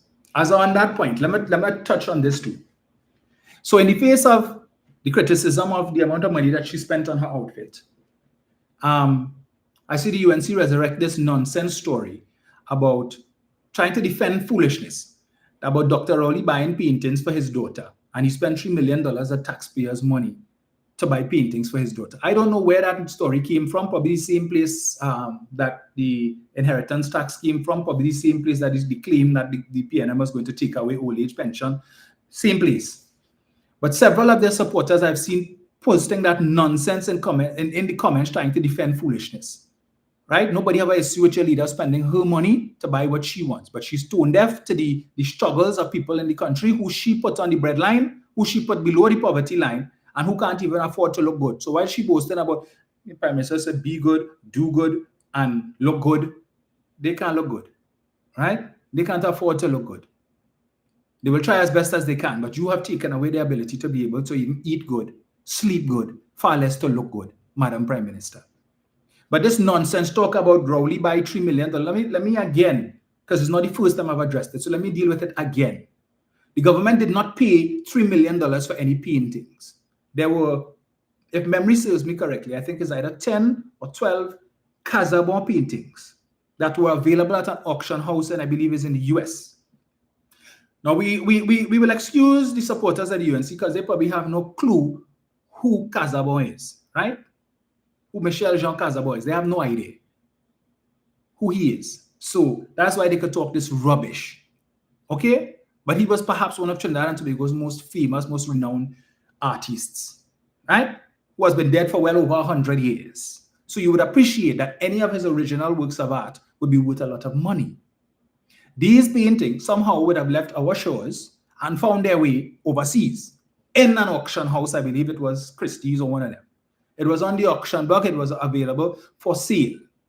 The government of the day saw the wisdom in bringing these paintings from one of our most famous sons of the soil, to bring it back home to Trinidad and Tobago for the enjoyment of the citizens of Trinidad and Tobago. None of us who were around at that time when Mr. Casabon would have painted those paintings. All right? Many persons would have never seen an original Casabon painting in their life. And the government understands about investment, because works of art appreciate in value over the years. As the older they get, the more expensive they become. Perhaps the most famous painting in the world, the Mona Lisa Smile, is priceless. You probably can't put a price on that. All right? Can't put a price on that. So these paintings, over time, the value is going to go up. There were about 10 or 12 paintings that were available. I think it was 10. The government was only able to secure 8 of the 10. Unfortunately, the other 2 or so would have been purchased by someone else, and the government lost out on that opportunity.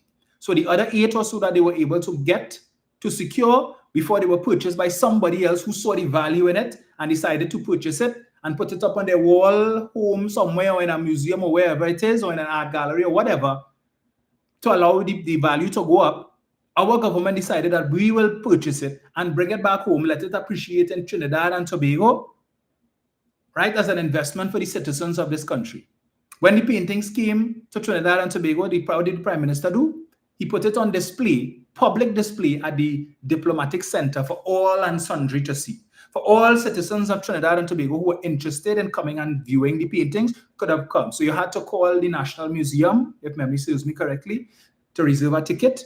You get your ticket, you go, you collect it, and then on the day for which your ticket was valid, you would then have gone to the grounds opposite just before the Prime Minister's residence. You park your car there, a shuttle came, you jump on the shuttle, it drove you into the compound of the Diplomatic Center, you come out and they escort you into the Diplomatic Center where they had all the paintings on display. And you could have gone, take a look at it, you want to take pictures in front of it, you could do that. When you finish, you decide, okay, I've seen enough, you come back out, jump in the shuttle, and take you back to your vehicle, and you leave. I would know because I did it. All right? I did it. When the exhibition was over, the paintings were taken to the National Museum, right, which is on at the top of Frederick Street and what's that street by? Keith Street, I think it is, somewhere there, right? And the corner there opposite Memorial Park, which is currently under renovation, right? Testimony to the fact that the former administration understood the need to restore all of these heritage buildings, restore them to their former glory so that the citizens can appreciate them, and so that when foreigners come to our country, they can see, yes, this is a country that has an appreciation for its historic buildings, not leaving it to run down like the former administration under 2010 to 2015 and current administration seems inclined to do. So the work is advanced, and very soon, if they don't put a halt on the work, that museum should be reopened. And the paintings would be available there. You could go and see it.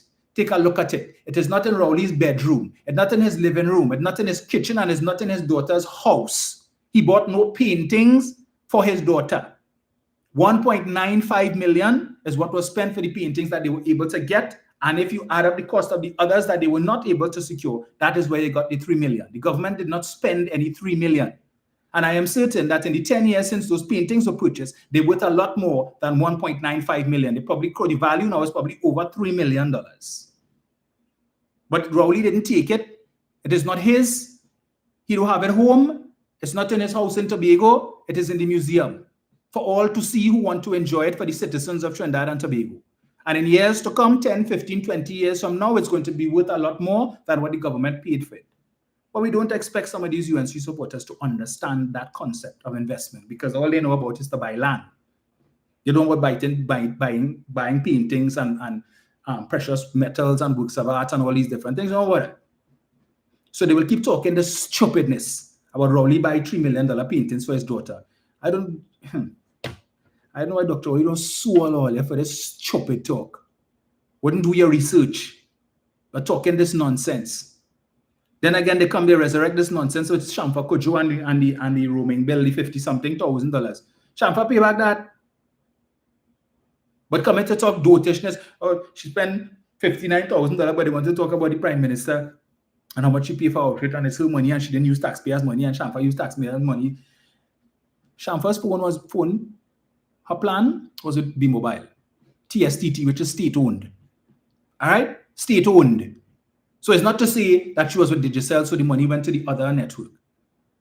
So regardless of who paid it, if the government paid it, it's the government paying back itself. It just moved money from one government account to another one, because the government of Trinidad and Tobago is the majority owner, shareholder in TSTT. So all this chopping is about to take taxpayers' money and so on. It's same move from government to government. It didn't go anywhere else. It didn't go outside. The same thing with Daryl Smith. Because they're talking about that one, how much money he spent when he went to Bagoa in Magdalena. Well, the government owns Magdalena. So if it is money was spent at Magdalena, it still went back into the government coffers. It just moved from one government coffer to another. So the government lost nothing. You, the taxpayer, lost nothing. All right?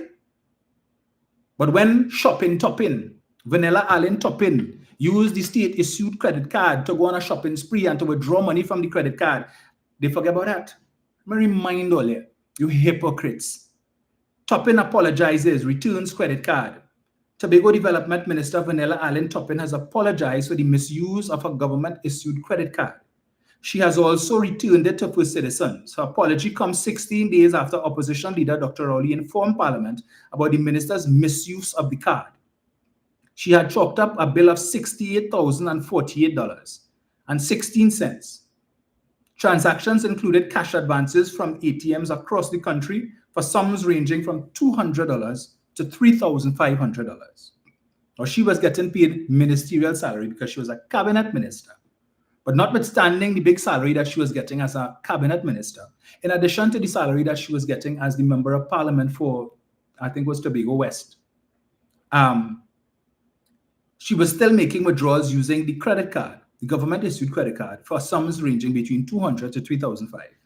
She also used the card to pay bills at various local businesses, including Ruby Tuesdays, where she spent $804, the Hyatt Regency Hotel, where she spent $1,699.19, and Bella Forma Resorts, $2,433.25. The regulations governing the card prohibit cash withdrawals. Prohibits cash withdrawal. Apparently, she didn't read that.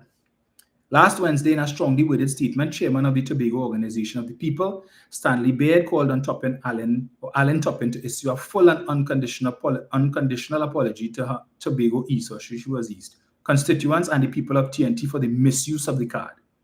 Allen Toppin responded to Baird's call in a letter dated March 18. She said, the Minister of Tobago Development herein unreservedly apologizes for the issue that arose surrounding the use of the state-issued credit card. She said the apology was being issued to bring redress and closure to the matter. All balances drawn in the account have been repaid in full. Use of the card has been discontinued, and the actual card has been returned to First Citizens Bank. Allen Toppin says she has also taken steps to personally review and address any breakdown in the administration of her ministry to ensure that matters of this nature do not occur in the future, in keeping with my commitment to transparency, integrity, and accountability in all operations. So these hypocrites who want to talk about Shamfa and talk about Daryl Smith, let us not forget Shopping Toppin, who apparently didn't read the fine print, who didn't get a memo that you're not supposed to use the credit card to make withdrawal from, especially when you're on a ministerial salary. You're getting two salaries, one as a minister and one as a member of parliament. But your bill's so high, your standard of living so high, that you use up your salary and had to use the people credit card money too. But these hypocrites will never talk about that. Shamfa made a mistake, right? She made a mistake and you all are prepared to rake over the coals for that. When they make no mistake, when they give you the credit card, they tell you what it is to be used for. That's why you're getting pay. You're getting a salary. Your credit card is not additional income for you to abuse. No, because when you make such expenses, my understanding is that this is an official credit card that you're supposed to use for government business. When you're in government business and you would submit the bills to your ministry, the permanent secretary, so that the state could pay these bills because it is supposed to be used for expenses incurred while doing government business. That clearly wasn't the case, but these hypocrites will never talk about that. Never talk about that. Let me see.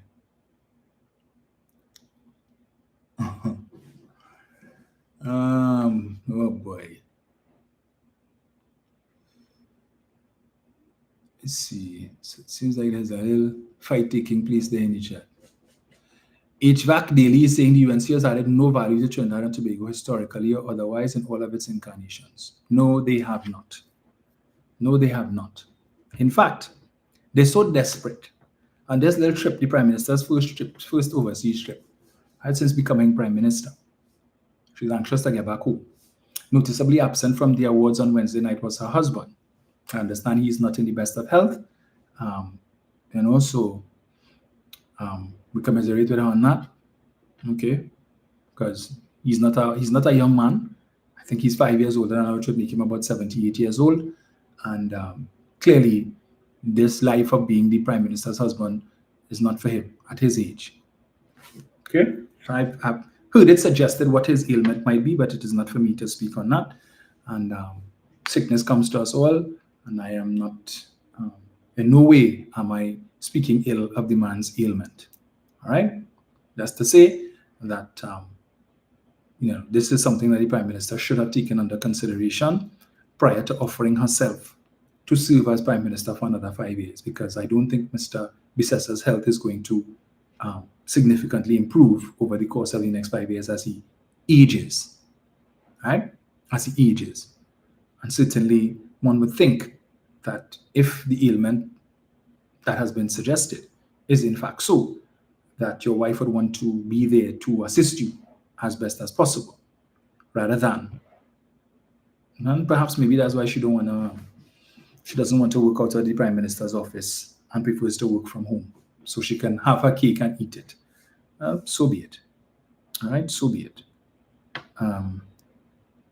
Who am I to? Anyway, I'm gonna leave that alone. Okay. There was one more thing I wanted to touch on quickly. Right. So they beaten the chest about some agreement that they signed with the United Arab Emirates with respect to the non-requirement for a visa to visit the United Arab Emirates and vice versa. So persons from the United Arab Emirates would not require visas to come here. And I noticed the UNC supporters, they're rejoicing. Yes, man. You see, that is Prime Minister. She go in there. When Rowley went to the UN, what he bring back? Only seed. All the meeting he had on the sidelines. Look at thing the Prime Minister got $94 million grant from China, and everybody asking, what is the kickback? Okay, everybody's of the view, hey, China don't do nothing for free, it's $94 million we're talking about here. So what do we have to give up for that $94 million? So they're applauding her. Yes, look at things she get, $94 million from China, and she signed this agreement. I noticed they're meeting with a lot of African countries, signing air services agreements with a lot of African countries on the sidelines at the UN General Assembly meeting. That must not be good news for Philip Alexander, because remember, nobody don't want to go to Africa. Nobody wants to go to Nigeria. Not even Nigerians want to go to Nigeria. People want to go to the United States and England and Canada, the white countries. They don't want to go to the African continent. There's nothing there. Right? Waste of time. Only a set of people running around in grass skirts and with a set of red mud on their face. Right? And have nothing of substance or worth on the African continent. So why anybody would want to go there? Well, I don't know. Action Subas. Why it is that he's meeting with all of these African leaders and signing agreements with them. Okay? So this agreement that they signed with, let me get it here.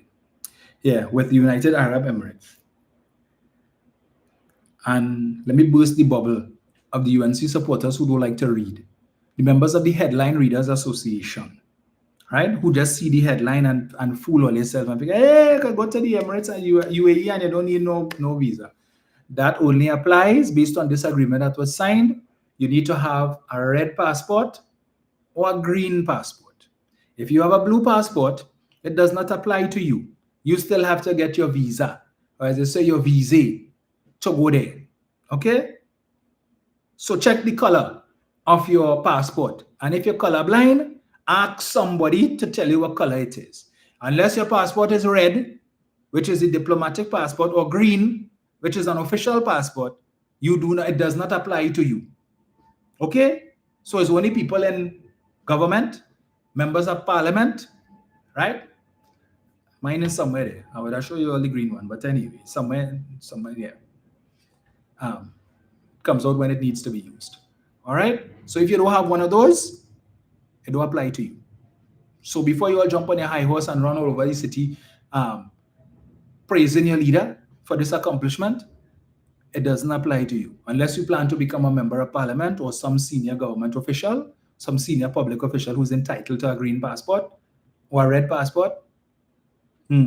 Salt, your situation has not improved. Okay? So before you want to praise your leader, try and start reading the articles before commenting now. And want to attack Dr. Rowley and the PNM and Dr. Rowley when you bring back yam seed and you do nothing. Foolishness. Folks, it is 3:32. I think I will go light and maybe take a call or two before I jump out. As MP, I get invitations, so I have a lunch invitation that I'm already late for. But I am here. Oh Lord, what is this? What is this going on in my chat here?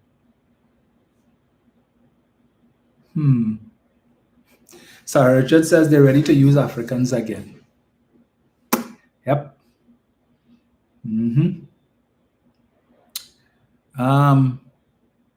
Rukman Gangadin is asking what a legacy this woman will leave. One, the laziest, the drunken mistress as prime minister and collecting money for doing nada. Plenty of them. Plenty of them. That's why Mr. Man could still be in the Dominican Republic, assuming he's still there, when he should be at home doing your work that you're paying him over $70,000 a month for. He living it up in the Dominican Republic, and some of you clowns who supporting that nonsense. Oh, Rowley only traveling. Every time Rowley on a plane, and how much it costs in taxpayers. Let me say congratulations to the St. Mary's College football team on a match well played yesterday. We didn't win. We didn't lose either. Right? We played against our arch rivals, Fatima College, and the match ended in a draw, 2-2. We go take that.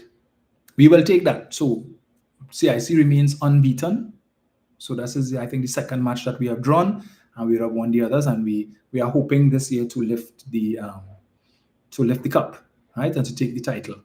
Many years ago, that CIC used to rule the roost, and but we would have been dethroned. But this bunch of players seem to know what they're about. Congratulations to them, and I look forward to seeing future victories, and where we could sing the rise. Let me see. They're real fighting today in the chat, boy. 7701763. To the person who's asking what's the number, but you have to call me on WhatsApp. And I don't know what's going on with the regular line, man. Mobile continues to frustrate me.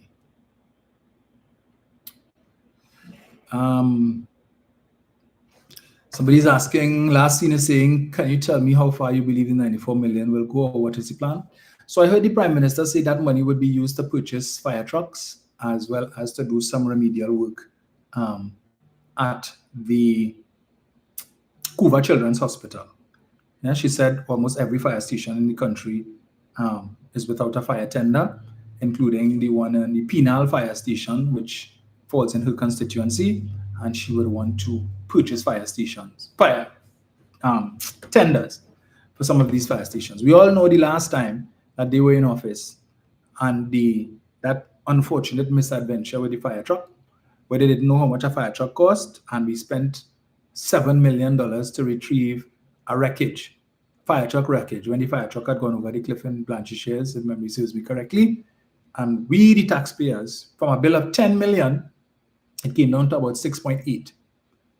And we agreed, and that was paid, right? And the unfortunate thing about that is that we had a contractor who indicated that he would have been able to salvage the wreckage for just $25,000. One side caller, right? He said Yeah, just once I call that. The contractor had said he would have been able to do the job for 25,000. We paid $6.8 million to recover a fire truck, a wreckage. And at best, the truck, brand new, might have cost, I think the estimate was about 2 million. So they say. All right. But we paid 6.8 million to salvage a truck that brand new could have cost 2.2 or 2 million.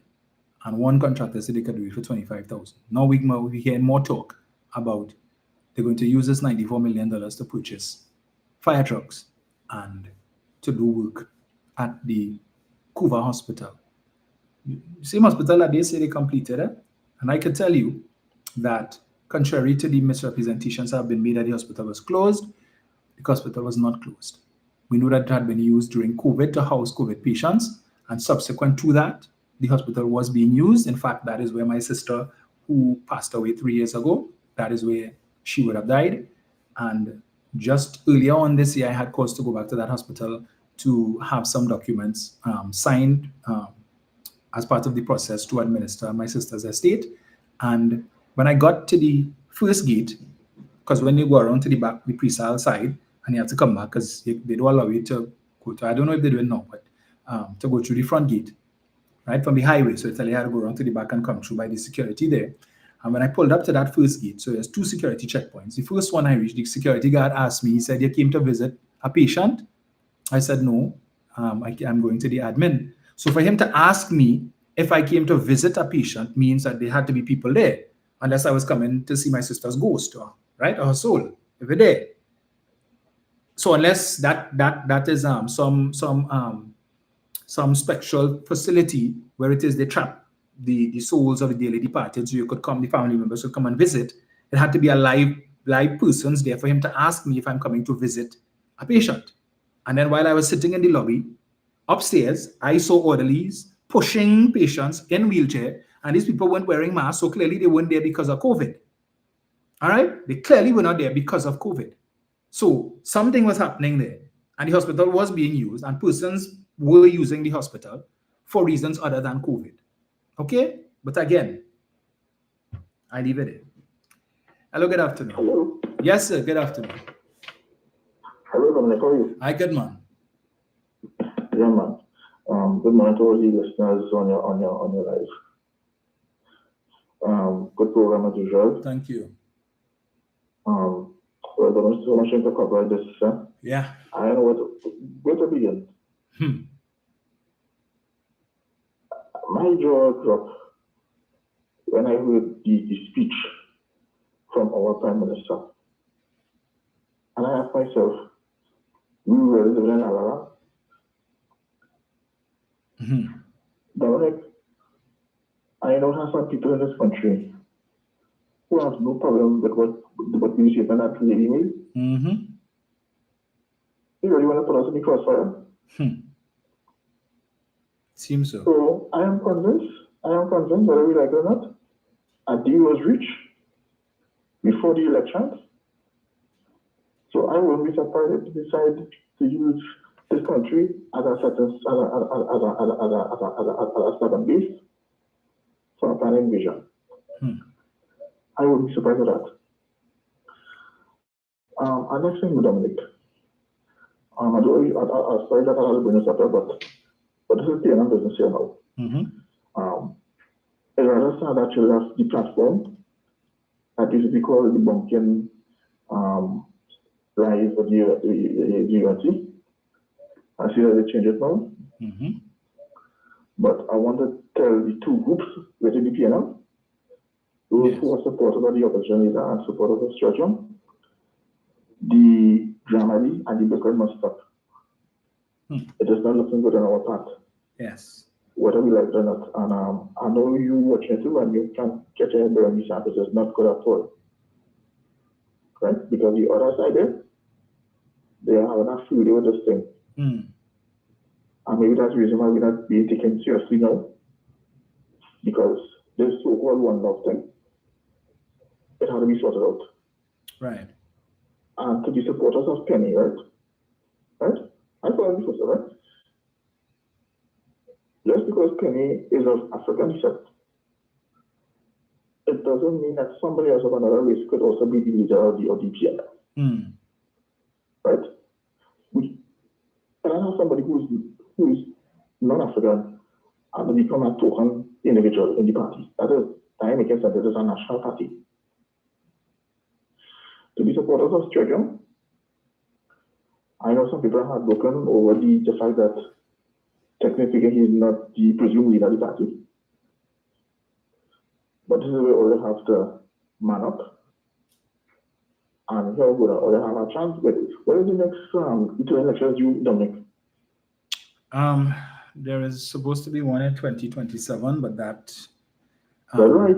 But that is not for leadership. That is only for, so the positions that will not be contested will be that of political leader, general secretary, lady vice chairman, and chairman. All the other positions will be vacant. And that's what we have to do. And we could probably assess the opposition is how she do well in the upcoming Tobago election and the local government elections are just around the corner. And if it is always not satisfied, then we can change the leadership. What is bickering and bad talking the opposition leader is not good. I mean, let me tell you something. I am a straight young fan. But I will tell you, like, look what happened when, you see, and this is the difference between us and the UNC. When Tamil Prasad was assumed the leadership of the party, there were still certain remnants of people who still support Matthew Pandey. And eventually, they told them, you see, they were Mr. Manin, when Mr. Manin, you will do leadership. And Dr. Williamson, the head of the party, there were still some persons who were still had some animosity towards him. And eventually, everybody had to hold him together. So I don't know, man. We have to get our act together. And like I said again, Dominic, it's very unfortunate that your platform had to leave. We don't have to cut ties with that other platform, whereas you want things to say.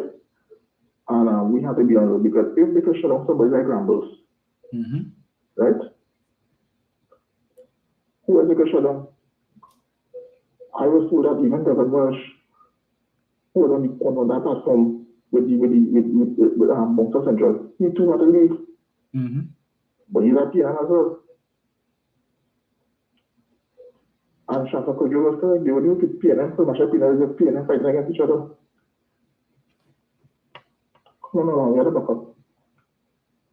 Have a good day, Dominic. You too.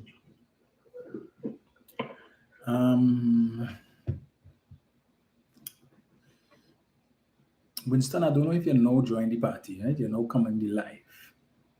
So you're asking why Kamala outfit bothering earlier. So it's not her fault you broke.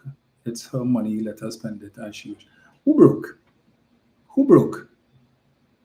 And again, clearly you just joined, because I already spoke to that issue. In fact, it was the first issue that I spoke about. And as I indicated, the Prime Minister is 100% correct. 200% correct. It is her money. I disagree. I don't agree with the claim that she worked hard for it, right? Because I don't think she works very hard. Okay. But it's her money, which she is justly entitled to as the Prime Minister, and she could spend it however she chooses. As I said, it's a lot of money. She doesn't have that many years ahead of her as she has behind her. And therefore, given that she's entitled to this money for the rest of her life, even when she's no longer Prime Minister, there's no way she could afford to, no way she can spend all of that money, right? So if she wants to splurge now, we have no problem with that. She can do that. It's her money. The issue that is being raised here, all right, is one, while hypocrites, UNC hypocrites seem to have a problem, the persons they perceive to be PNM talking about Prasad Bisesa and how much her outfit costs. These are the same hypocrites who just mere months ago had an issue with a watch that Dr. Rowley was wearing. They lied and claimed that the watch cost $360,000 and were calling for the Integrity Commission to investigate Dr. Rowley because of a red watch the man had on his hand while he was sitting at the Emancipation procession. All right? And these sycophants, these cultish members decided to zoom in on the picture and assume that it was a certain brand that it wasn't. And Dr. Rowley had to tell them he purchased his watch on Amazon for $300 US, not $360,000 US as they were claiming. and calling for the Integrity Commission and the police to get involved to investigate it, to find out if it's a gift and what the gift was for and who it wasn't a gift, where he get the money from and all of that. You all weren't coming to say it's Rowley money and he could spend it how he pleases. That is hypocrisy. In April, when you all went with Stuart Young, you all were talking about Stuart Young and he have a Rolex and how difficult it is to get US in the country where Stuart Young could get US to buy Rolex. You all weren't saying it's Stuart Young money and he could spend it on what he chooses to spend it on. You all had an issue with a watch. A watch. Dr. Rowley's shoes, a pair of red shoes at a public meeting on TV. Look at the extent to which you are going to focus on the man's shoes and claiming it's a certain brand, everything, because you all are brand experts in this country. You could just watch out there and say, yeah, that shirt is from so and that shoes and that watch and everything. And they have to come and defend themselves. That's the first thing, the hypocrisy. You all supported that nonsense for a watch, a pair of shoes. You all weren't saying that it's their money and they could spend it how they want. It's the same money that Pasabi Sessa making, it's the same money Dr. Rowley was making. But he doesn't have the right to spend his money how he should. When he decided to buy a Mercedes, you all had an issue about that, posting up the document showing the exemptions and all of that, and Rowley buy a Mercedes. So what? As Prime Minister, it's his money. He could have buy whatever he wanted, but you all had a problem because a black man decided to buy a Mercedes. You all weren't coming on the program to talk about it's Rowley money and why UNC people have a problem and what Rowley spends his money on. You all weren't saying that. And the second issue is that the Prime Minister is tone deaf. No, it's her right to spend her money how she wants to. Correct. But when she had to simply say no comment. But to say, well, I work hard for my money and therefore I could spend it on whatever I please and how I feel. Okay. But understand how that came across to people who had a job. It may not have been the best job. It wasn't the best paying job. But they had a job, which she took away. And the only thing she could offer these people to be able to put food on the table, to feed their children, her son is grown, her grandchildren grown. All right? And most of the stuff, she don't have to buy food because the state provides that for her. She don't have to pay for no vehicle because the state provides all of these things for her as Prime Minister. Okay? So a lot of the bills that she would have paid personally from her pocket, she no longer has to because the state picks up these bills. These people, is over 40,000 people that you fired, don't have that facility. And all they're asking for is to give them back the jobs while you figure out how to make a change. But you don't take away people's job and say, we will fix the problem. You don't do that. All right? And while they may want to talk about ghosts, the fact is that these programs had a lot of people who used to show up every morning, show up every day to work, so that at the end of the month, they could get a salary in the bank account to be able to buy things, the bare necessities. Because the things Mrs. Pasabi Sessa could eat, they can't afford that. When she goes to the grocery and she could probably fill 1 and 2 trolleys, they can't afford that. Some of them could only afford to go with the little hand basket and pick up a few things. Some of them who go into the month on trust and credit, going by the neighborhood parlor to see what they could trust until payday, and they will pay the bill or pay half of the bill. Now they don't even have the money to pay that. But you have the Prime Minister who could be flaunting in a $27,000 outfit and a $17,000 dress. It is an affront to these people. That is the point that is being made, right? So when they want to talk about Dr. Rowley was tone deaf and whoever else was tone deaf and all of that, it is an affront to them. Dr. Rowley didn't fire 40,000 of the country's poorest poor. He didn't do that. She took away these people's ability to even be able to buy basic hygiene products. And I could speak that because people have come to my office and told me that is what they're going through. So when a 19-year-old could tell me that she has to use cloth because she can't afford to buy pads, it is an affront that the Prime Minister could be wearing an outfit that costs more or is worth more than what this young lady's salary was for the whole year when she was working CPEP. That's the point you will continue to miss. Okay? Shucks. Let's see. I see this gentleman is missing again. Shoguna's teacher missing again, last seen entering vehicle with for sale sticker. Police and relatives are once again searching for 41-year-old teacher Komal Maharaj, who has gone missing for the second time within a year. Maharaj of Shogunas was last seen at 1:30 p.m. on Friday, the 26th September 2025, leaving his home, walking towards the nearby savannah. CCTV footage captured him wearing long blue jeans, a black long sleeve sweater with a zipper and sunglasses. His wife told the police that she last spoke to him that morning before leaving for work. Maraj was scheduled to teach music at the Arangwes Hindu School between 2 p.m. and 4 p.m. Later sent her a WhatsApp message at 1:07 asking about lunch, but never replied to her response. Calls to his phone have since gone straight to voicemail. All right, well, remember last time he said he was taken to Venezuela and so on and so on. So we'll see how that plays out. Another developing story is the claim by Mr. By the Minister of Planning that some $23 million was given from the property tax money. Here it is here. So, right. So let me clear this up on behalf of my colleague, Josiah Austin, who is the chairman of the Tunapuna Piako Regional Corporation. And as I made mention of that, as you know, monies would have been allocated, again, in the media review to pay back pay to local government practitioners, the councillors and the members of council and so on. And it is my understanding that part of the process to facilitate that payment was that auditors were supposed to go to all 14 regional corporations to conduct their audits and make sure payments were correct and so on. I understand that process took place, but auditors would have gone to some of the PNM corporations late. They would have missed the deadline for which these audited statements had to be presented to the Ministry of Finance for payment. And so with the councillors, members of council who are looking forward to their back pay and have been looking forward to their back pay for the longest while, have been left in the lurch. And this matter is, with the close of the financial year being, I think, well, it's normally 28th or thereabout, but Tuesday, it is unlikely that these persons are going to get their back pay in this fiscal. So if the money goes back to the consolidated fund, they have to wait until if Mr. Tanku makes an allocation and whenever releases come. And I understand that these folks are very upset about it. In fact, they would have approved certain UNC corporations like Separia and the like, right? And that is a challenge that these persons are facing. But let us not forget that Mr. Tanku would have come to the Parliament in June during the media review seeking parliamentary approval for the allocation of funds to pay back pay to members of Parliament, right? In particular, the opposition members of Parliament, then opposition, now government members of Parliament, right? So they weren't willing for their back pay to sleep out.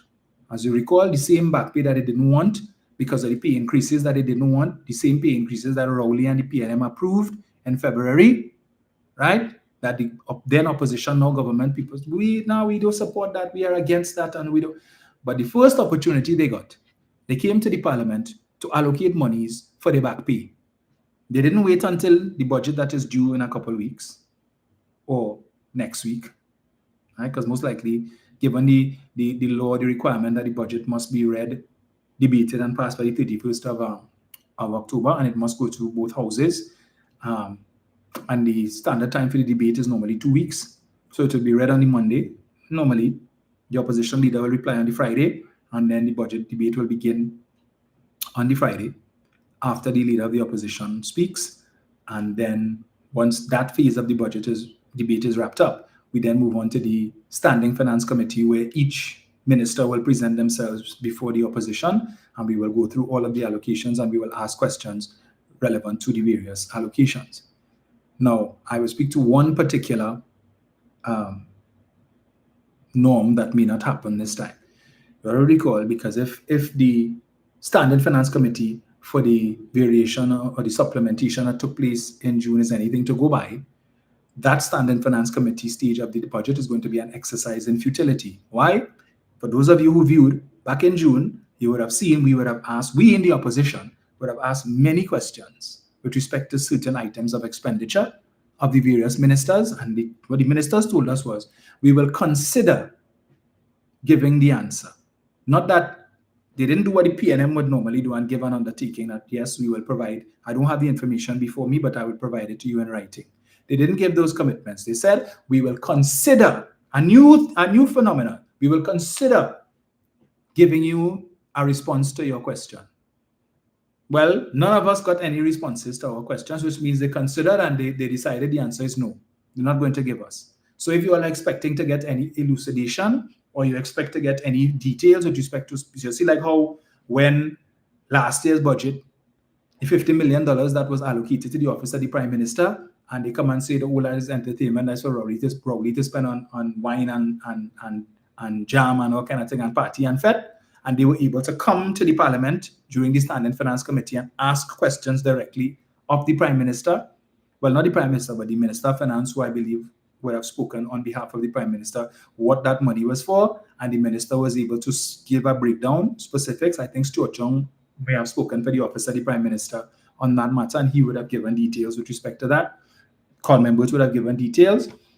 We may not have the facility. So if there's a big expenditure for the office of the Prime Minister, and we ask the Minister to give us details, don't expect to get an answer.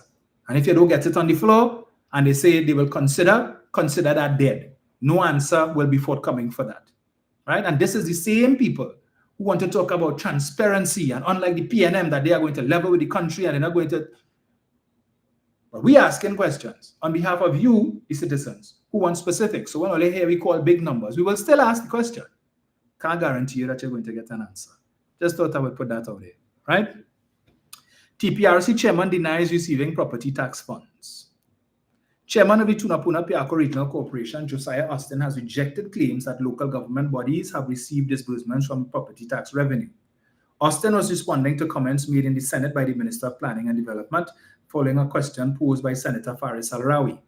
The minister said that as of May 2025, $135.5 million in property tax had been collected and distributed to regional corporations, with the largest payment of $23.2 million going to the Tunapuna Piako Regional Corporation. Austin disputed this, saying the figures reflected total collections reported in the past, not actual transfers to corporations. So it seems the Minister of Planning and Development doesn't know from his elbow. To date, the Tunapuna Piako Regional Corporation has not received any disbursement of property tax revenue, Austin said. No such funds have been remitted to our corporation for service delivery or development projects. He accused the government of abolishing the property tax regime without presenting a credible alternative financing arrangement for local government bodies. According to him, indecision on the issue has left citizens who paid their taxes subsidizing those who did not, while communities remain uncertain if the funds collected will ever be used for their benefit. Austin said the Tunapuna Piako Regional Corporation continues to face increasing financial strain as it tries to repair roads, clear drains, and maintain public facilities without the resources being available.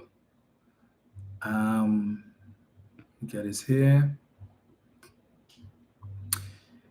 This.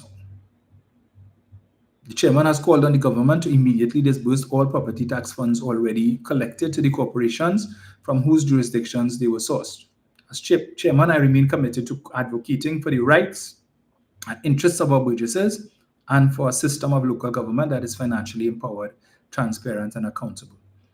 And I expect at this point in time, the trolls will come and talk about how much money they spent for Independence Day and the big thing that they had in Eddie Hart.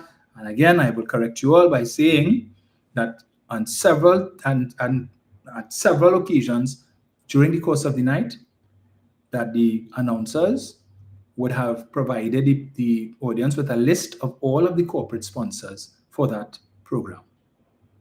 There were a number of sponsors. Some of them big corporate entities in Trinidad and Tobago would have sponsored the event. Okay? Private companies.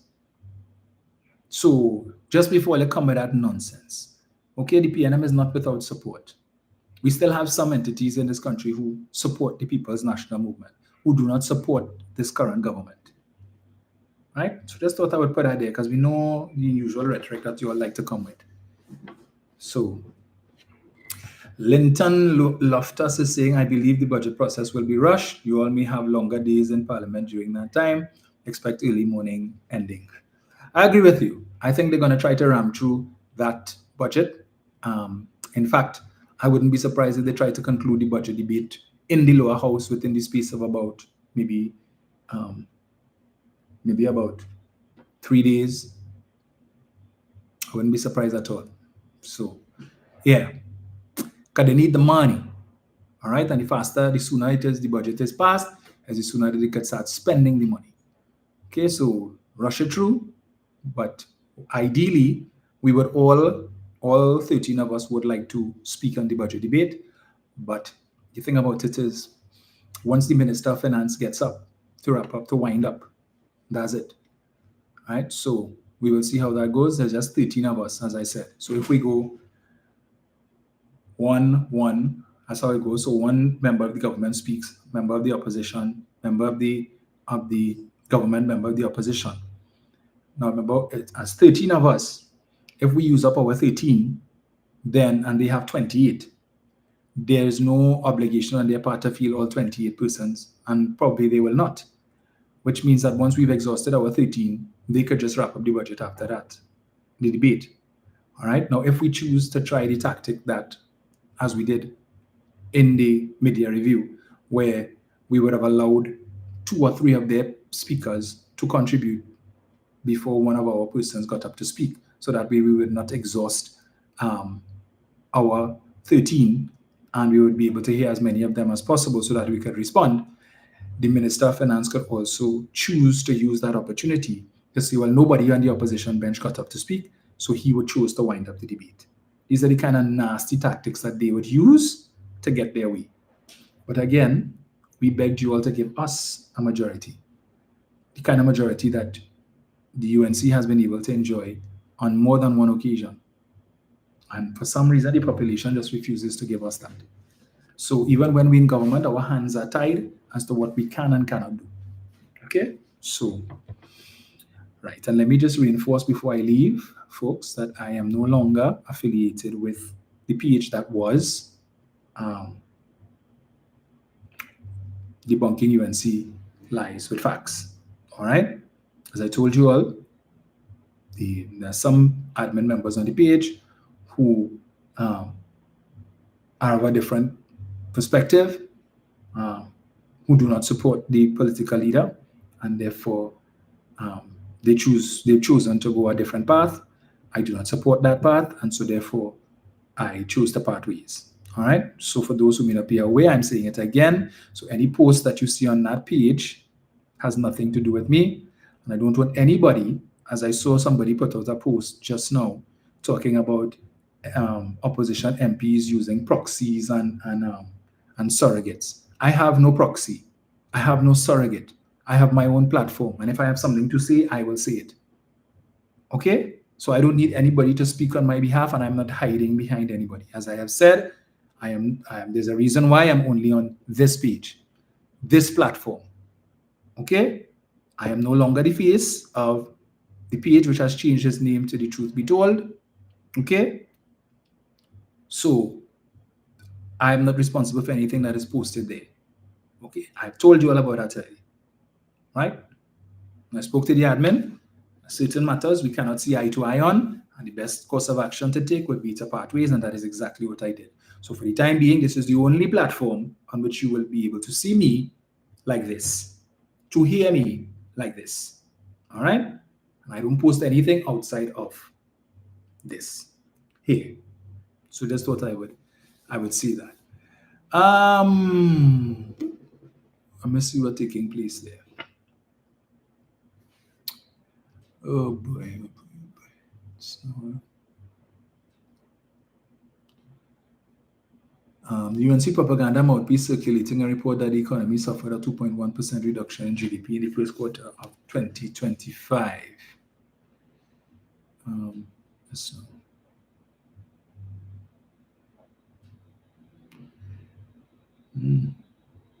Chat on fire today, boy.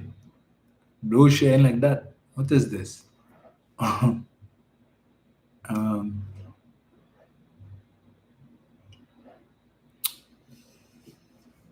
Okay, so I'm seeing, okay, all right.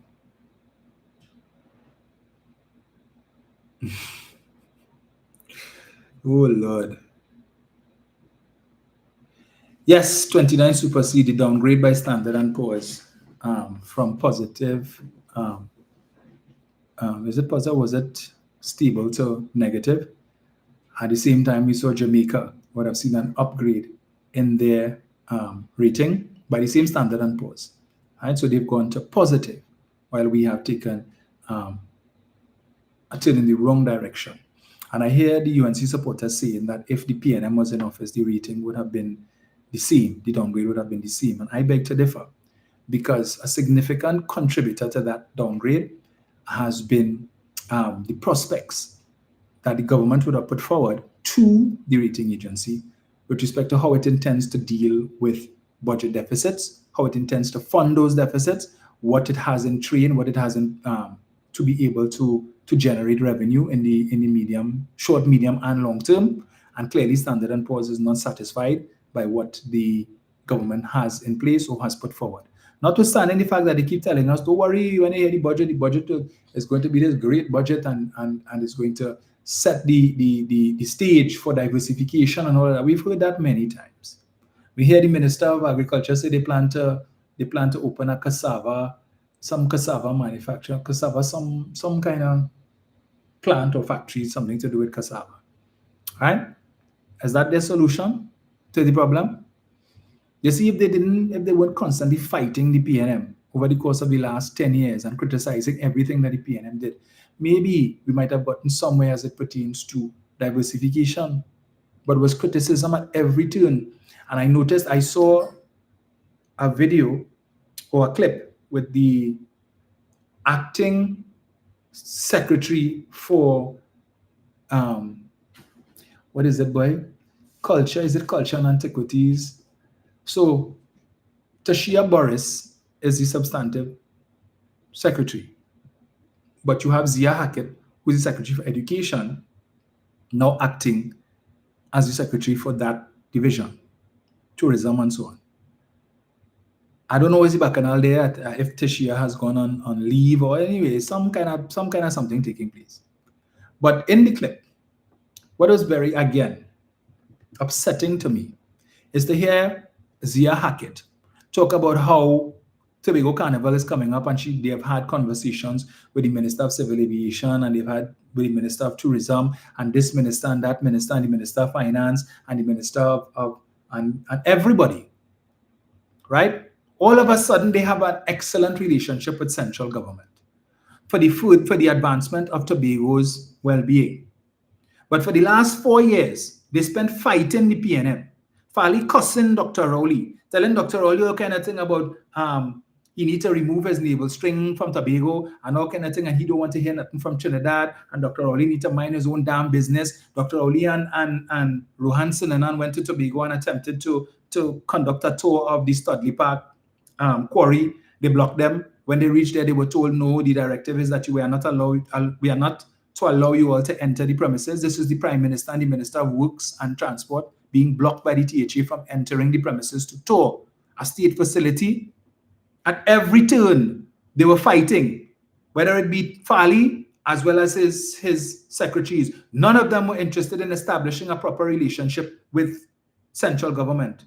Every opportunity they're on TV by talking the government, Trevor James and Pollard and whoever else, they made zero effort whatsoever to build a proper working relationship with the then central government under the People's National Movement, because as far as they're concerned, according to Farley, the PNM was the enemy. Made no efforts. So Tobago had to struggle and suffer for almost 4 years because the leadership that is there now refused to have a proper working relationship with the central government. Today, they are best of friends, ring on finger, with Kamla and the UNC. Right? So all of a sudden, they can pick up the phone and call this one and call that one and talk and and write and everything good. But when you should have been doing the same thing since 2021, just came in. Dr. Rowley went to Tobago before the swearing in, and he sat down. When they had the 6-6, he went to Tobago and talked to all of them and said, listen, in the interest of Tobago, you all need to come up with a solution to work together to be able to govern the island for the best interest of Tobago. He went back and he talked to them again afterwards, right? Looking to mend fences, but Farley wasn't interested in that. And all of his secretaries followed suit. Every opportunity they had to bad talk Dr. Rowley and Imbert and the rest of them. And Tobago paid the price. But today, all of a sudden, The two members that they have sitting in the House, the TPP, right? They're sitting on the government side. They're voting with the government. So however the government vote on a bill, expect to get same vote from them. Yes, yes, yes. You see in them, all the events that the government has, they're there, right? At the awards, I didn't see Joel Sampson. I saw David Thomas and his assumed significant other right up in front sitting with members of the government, not where the rest of us who were sitting in the back. You know, the seats assigned for the opposition and everybody else. Right up in front. But they tell you they're not part of the coalition of interests or the collision of interests. No. They feel everybody's stupid. So because you're not government ministers, that means no, we're not part of the coalition. But you're sitting on the government side, voting with the government, right? Promoting the government and attending every event that the government has, and then you want to tell me you're not part of it? Really? Or you really feel people stupid? You can't enter into anything official because you know some Tobago people will take umbrage and issue with that. So we're doing it on the sidelines. But you're not very discreet. You're not discreet. All right? And you all would have deprived Tobago of much more if it is that had you made an effort to work with the last PNM administration rather than choosing to operate from arm's length, right? And this antagonistic approach. But now, yeah, he was best friends with the government. You talk to this minister and that minister and everybody pledging to do. Why? Because they need to neutralize those 2 seats in Tobago because they figure even if it is Trinidad fall out with them, Tobago remains largely unaffected by some of the decisions that are made in Trinidad. So with the shutdown of CPEP and URB and so on, remember Tobago's CPEP separate from Trinidad's CPEP. So Tobago still have CPEP workers. Trinidad does not. So Tobago was not affected by that. So therefore, they have no reason to vote against the government or against their 2 representatives for supporting the government because they remain largely unaffected. And that is what they're hoping. But we will see come budget if they give Tobago the allocation that they want. Farley done start to backtrack and make excuses already.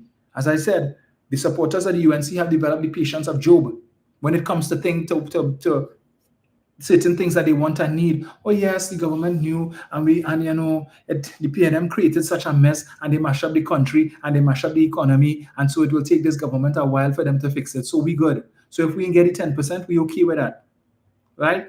The government, they'll have the money because the PNM thief out the money and they spend all the money. So crime taking a little longer, that's okay.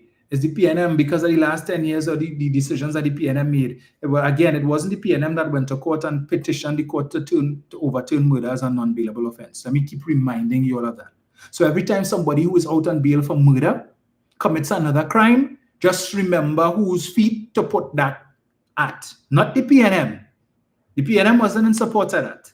That was UNC that did that. Okay? So when it is that the man who held up Prasad, the Food King, his wife, the mother and father, and robbed them, and he, as soon as he came out on bail on a murder charge, he went and he did that. Thank God they are still alive today. All right? Thank God he didn't take their lives. Just putting that out there. But that wasn't the PNM. When it is that the UNC refused to approve or to support the sunset clause that would have allowed persons who were held for gun charges, repeat gun charges, to be denied bail for at least 120 days. And Munial came and so when he looked at how many persons under the law who were arrested and reading like a binary code 10011, all of that, and they refused to support and they allowed that clause to lapse. And so the state could no longer hold people for 120 days with no bail. That was the UNC. The PNM wanted to put it on the UNC, but you all keep forgetting these things. The significant contribution that they made to the country's current crime situation. The only thing they have done to fight crime in the 5 months that they've been there, all right, tomorrow will make it 5 months since the election. 5 months. State of emergency. Nothing else. No crime plan. Nothing that the supporters could point to say, well, it's because they do this and it's because they do that. State of emergency. That's it. And we cannot be in a perpetual state of emergency for the next 5 years. So something's got to give. So we will see how that goes. All right? But just remember, a 12-year-old was killed recently. I think her funeral was yesterday. Where the Prime Minister, she was actually in New York, liking herself, enjoying the New York weather. And even if she was here, she probably wouldn't have attended the funeral. But anyway. So I'm seeing Slimy Show is saying for the last time the SOE is not to fight crime. You're telling me that, Slimy Show, you're telling the government that. Because so far, whenever the government speaks about crime statistics, Prime Minister, the Minister of Legal Affairs, when they point to the success of the state of emergency, the only thing that they point to, the only issues that they raise, that they speak to talk about the successes of the SOE is murders are down year to date, 35%. That the murder rate is down 35% year to date from last year. Those are the statistics that they quote. And they want to tell you, the Commissioner of Police was on Power 102 last week, not 102, sorry, on I-95 last week, and spoke to the issue, quoting crime statistics to cite the success of the SOE. That is what they're talking about, how much murders it had last for the same period last year, and how many woundings, and how many burglaries, and how many this and that. That is the only thing that they point to when you ask to talk about the success of the SOE. They quoting crime statistics. So if it wasn't to fight crime, why is the government quoting crime statistics to say that the SOE was a success if that wasn't the intention? What we expect to hear, if you're telling me about the success of the SOE, is that we lock up 10 people who we found with hand grenades, and who we found with rifles, and who we found with rocket launchers, that we believe and we have evidence to show was supposed to be part of a plot to destabilize. We have had none of that. None of that has happened. Not one person has been arrested in connection with anything that has to do with the alleged plot to destabilize the country and to kill senior public officials and so on. Not even the persons who have been incarcerated, who they moved from the maximum security prison to Tetron and Stobles Bay, they have not charged any of these persons. And now we have the commissioner telling us they can't lock up nobody because they have intelligence but no evidence. So then what success has the SOE delivered if the SOE was not to fight crime? It is no coincidence that around the same time that the SOE was announced, we were seeing an upsurge in the number of murders, right? Over 100 murders had been recorded under the UNC up to that time. And after having criticized the PNM and claiming that murders always go up under the PNM, and the Prime Minister still talking about how last year 600 and something murders, man. 600 and something murders, man. The fear of coming close to that figure this year, you can't blame the PNM for that, because the PNM not in office. And they didn't want that record. And that is why the SOE is still on. That is why 1 minute the commissioner telling us the threat has been neutralized. And then he come last week to tell us something different, that the threat still exists. It was neutralized, but it still exists. How was it neutralized? We don't know. You ain't charge nobody. You just move some men from one prison to another facility. But none of the actors, none of the players who were supposed to be operating on the outside, you have not arrested one. You're citing statistics about 10 men who was outside the prison who came to pick up a SOE detainee, right? You all come to pick him up, they get a stolen vehicle and one gun. 10 men, a stolen vehicle and one gun. And that is thing to clap about. Yes, they were going to do something. They were going to kill a prison officer. One gun and one stolen vehicle. I don't know who they're trying to fool. But other than the SOE, there's nothing this government could point to us having done. In fact, when you fire out 40,000 of the poorest of the poor, you're supposed to see an upsurge in crime. Okay? People desperate. They're desperate. If they're not taking their own lives, as we saw one person do, where do you think they're going to resort to?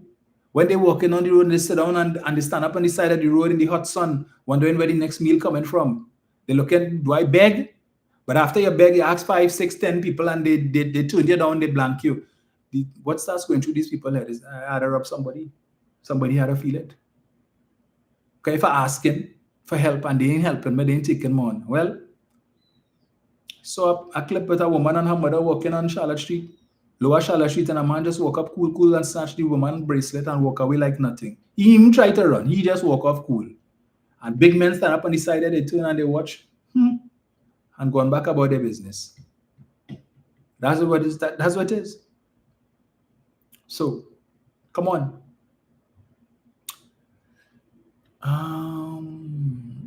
I see we have a new troll by the name of Kishan Ali saying the PNM love crime. The PNM love crime, really? Let me see. I've said before, you're new here, Kishan. Welcome. So let me just tell you again, the majority of politicians who have come before the courts in this country have all come from the UNC. Your former Prime Minister, Basdio Pandey, when he became Prime Minister, had a charge against him. Okay? Remember a man named Danraj Singh, Minister of Government, who was charged for slapping police officer Norton Regis. And then he was charged for murder for killing chairman of Miaro Corporation, Handrad Sumer Singh. Remember that? Remember a guy by the name of Carlos John? A gentleman by the name of Brian Quaitong? Gentleman by the name of Russell Huggins? When they were in the PNM, good, you know. Huggins and Quaitong were in the PNM. Nothing. As soon as they decide the PNM lost the election in 95 when they gone and joined the UNC, court case in their backside. Before the court. Anand Ramlogan, Gerald Ramdeen, all of them from the UNC, just letting you know that. So when you want to talk nonsense about the PNM love crime, really it's not because of the PNM that murderers getting bail today. You happy about that? You know what's the hypocrisy with you all? With the issue of bail? What if these people innocent and the PNM only want to deny people bail, but what about if the people innocent and they just want to deny them bail? What about when they're guilty? What about when they're guilty? You study that. Talking nonsense about the PNM love crime. Mess us with that foolishness now. Right? It's not the PNM that was given out box train contracts between 2010 to 2015 that resulted in over 76 murders in my constituency of Malabar Mausika. PNM didn't do that. All right? That wasn't the PNM. And there are other types of crime, white collar crime. Your former Attorney General is still before the courts on a case of witness tampering. All of that, don't forget that. Barry Padorat is still supposed to be under police investigation as to why he wrote 2 checks totaling $135,000 and deposited it into the account of Kamala Prasad Bisesa while she was Prime Minister from 2010 to 2015, and he can't remember why he did that. Who the hell writes $135,000 in checks to the Prime Minister of all people and can't remember why he gave the Prime Minister that money? As I've said before, if I lend somebody $100, I can remember what I lend them for. You give the Prime Minister $135,000 and can't remember what it was for? Man, miss me with that rubbish. Miss me. The PNM had 10 years and crime in Trinidad and Tobago increased. Really? 10 years and crime in Trinidad and Tobago increased. Why did it increase? Yeah, because Dr. Oli hand them gun and tell them go out and kill, right? And that was the case. The 100 murders that took place between the 1st of May and the 18th of July, Rowley and the PNM wasn't in office. 100 murders took place, Mr. Ali. Who was responsible for that? PNM? Yeah, that's the chopper talk all you like to come with. Dotish talk. When the PNM had a state of emergency, you all had problems with that. But the UNC come and impose the same state of emergency, and you all like some circus seals and you clap that and applaud that. That good. That good. But the same PNM and the same state of emergency that they implemented in December 30th last year, up until the time that they left office, the number of murders was down for the year. All right? When it is that the PNM wanted to spend money to intervene in some of these at-risk neighborhoods, you all UNC already had an issue with it. When Dr. Oli wanted to spend $100 million in Lavantil, the same Lavantil that you all like to wash your mouth on, Lavantil and Beta Man Seal, that is only asset a crime and PNM this and PNM that. But when Dr. Oli wanted to intervene, what did you all do? Oh, he went and they taken that money and they want to give it to the criminal, then they want to pay the criminals. That's this stupid talk you all always come with. When the PNM try to do anything to help persons of African descent, you UNC supporters always have an issue running to the Equal Opportunity Commission and the courthouse to claim discrimination. And these entities always finding in your favor, right? When the PNM had all these programs under the Ministry of Youth Development and National Service for all these young people to take them off of the street and that it could give them some kind of skills, paying them a stipend to learn so that they could make something productive of their lives. What did your government do? Come and shut down the Ministry of Youth Development and National Service. All of these programs in abeyance, and these young people, some of them who are on the cusp of graduation, right, have no clue as to what their future holds. So they feel like they wasted their time all these months. You all have nothing to say about that. All of these things are supposed to contribute to crime reduction, but you happy, shut down CCC, shut down this, shut down that, and nothing in place. You create some foolish program under TSTT for 3 weeks and pay them $3,500. And when the 3 weeks done and the $3,500 done, what are they going to do? What are they going to do? All those who under the Youth and Agriculture Homestead Program, the PNM was giving them 2 acres of land and start a home, $20,000 after paying for them to go to UE to learn agriculture for 2 years. What happened to that program? All the graduates who still waiting for the land and waiting for the money. Don't know. Come into my office as MP to ask me if I could find out about it. Write to the minister, can't tell you nothing. No answer, no response. When the PNM set aside in the budget last year $20 million to create 1,000 entrepreneurs. They say we're giving out grants of $20,000. Not alone, a grant of $20,000 to 1,000 people to start your business or to expand your existing business. And we will give you the money, and we will give you the technical support, and we will give you the training because we want you to succeed. What has happened to that? Monies was allocated in the budget. Your government still doing that? East Port of Spain, $3 million set aside to help people in that area that you're always washing your mouth on. People from East Dry River could do no good. The PNM, $3 million grant funding. Start your business. They were providing them with rent-free space in New City Mall. All they bad talk that. Oh, thing they just want to give money and give handouts to their supporters, their hungry mouth supporters. And that's just for them to feed their supporters. You all always, anything the PNM do to try and deal with crime from that perspective, you all had an issue with. There's always they're trying to thief, and they want to give their supporters handouts and all of that. What your government doing for them? Absolutely nothing. Right? Color me orange. $69 a day to paint buildings for 3 months. That's what they offer them. Hooper life, but you take the majority of the money and give it to the contractors and give it to Shaq so he can lift up Kamala Prasad Bisesa for $10 million to dunk a ball. Live sport. How many young people get killed under live sport? When the money should be people who were supposed to be the main beneficiaries, the same at risk due to committing the crime today. One man get $34 million for doing nothing. And Robert's family partner. You all had anything to say about that? That is crime too, eh? In case you didn't know, 400 went from 6 million to 400 million, and the majority of that money didn't go to the benefit of the young people. So when you want to talk about the PNM love crime, check all yourself. Yeah, it is rile me up. Rile me up. When you're talking a pack of nonsense. Nothing in place that the government have for these same young people. Send them back out on the street to thief and to rob people, and then you want to come and wash your mouth on them. Call them cockroach. Yeah, one shot, one kill. That's your solution to deal with them. Apparently, they aren't citizens and they're not entitled to share in the country's patrimony. It's only you all must share in it, right? Yeah, only you all. Miss me with that. Correct Kerwin Henderson. The dance orchestrated live sport, resulting in several murders, including Dana Sitahal. They just forget them thing. Companies like Dustbin Divers and all this kind of thing. A man like Mikey K, who you have sitting on the board of TTT today, right? This man was benefiting from $92,000 a month under live sport. To what? To go and report and say that the program going good. $92,000 a month of taxpayers' money. Today he's sitting on the board of TTT. You had people like Anna Munsami, Miss Santa Cruz, and well-known racist. She's sitting on the board of TTT collecting board fee every month. But always on the radio, bad talking to PNM and saying the boast of things. You're seeing screenshots of racist posts that she put on social media, but you're all happy to have people like that sitting on state. But I want to talk about crime. When your government rewards criminals, the man who is sitting as the chairman of NGC today, he should be behind bars. The man who is sitting as the chairman of NP, former MP Arnold Ram, who was fired from not one but 2 public utilities for gross misconduct. Gross misconduct in the case of TSTT involving millions of dollars, should never have been in the parliament. But today, he is sitting as the chairman of NP, and you want to talk about PNM love crime and PNM encouraging crime?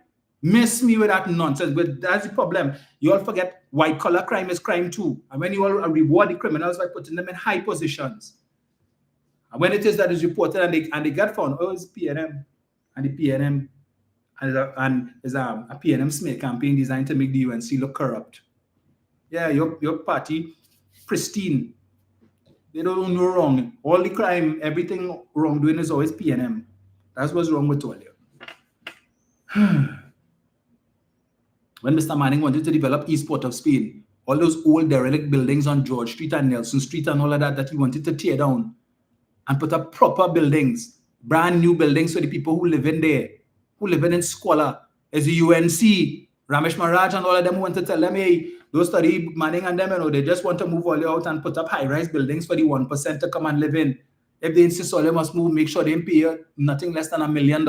You have people living in some of these apartments for years, owing tens of thousands of dollars in rent, and the monthly rent is $100, $150. They're not paying it. But still, the government wanted to improve that area. UNC come and tell them, don't move. They want to take all the property and give it to the 1%. And what did they do? They listened to the UNC today. They're still living in squalor. Kamala tried to sell them these apartments for $100 to remove government responsibility for the buildings to fall in further disrepair. When Dr. Rowley decided to pick up the mantle and do the same thing, and the Roberts Committee found long document, look, don't study them. They want to give away all your land.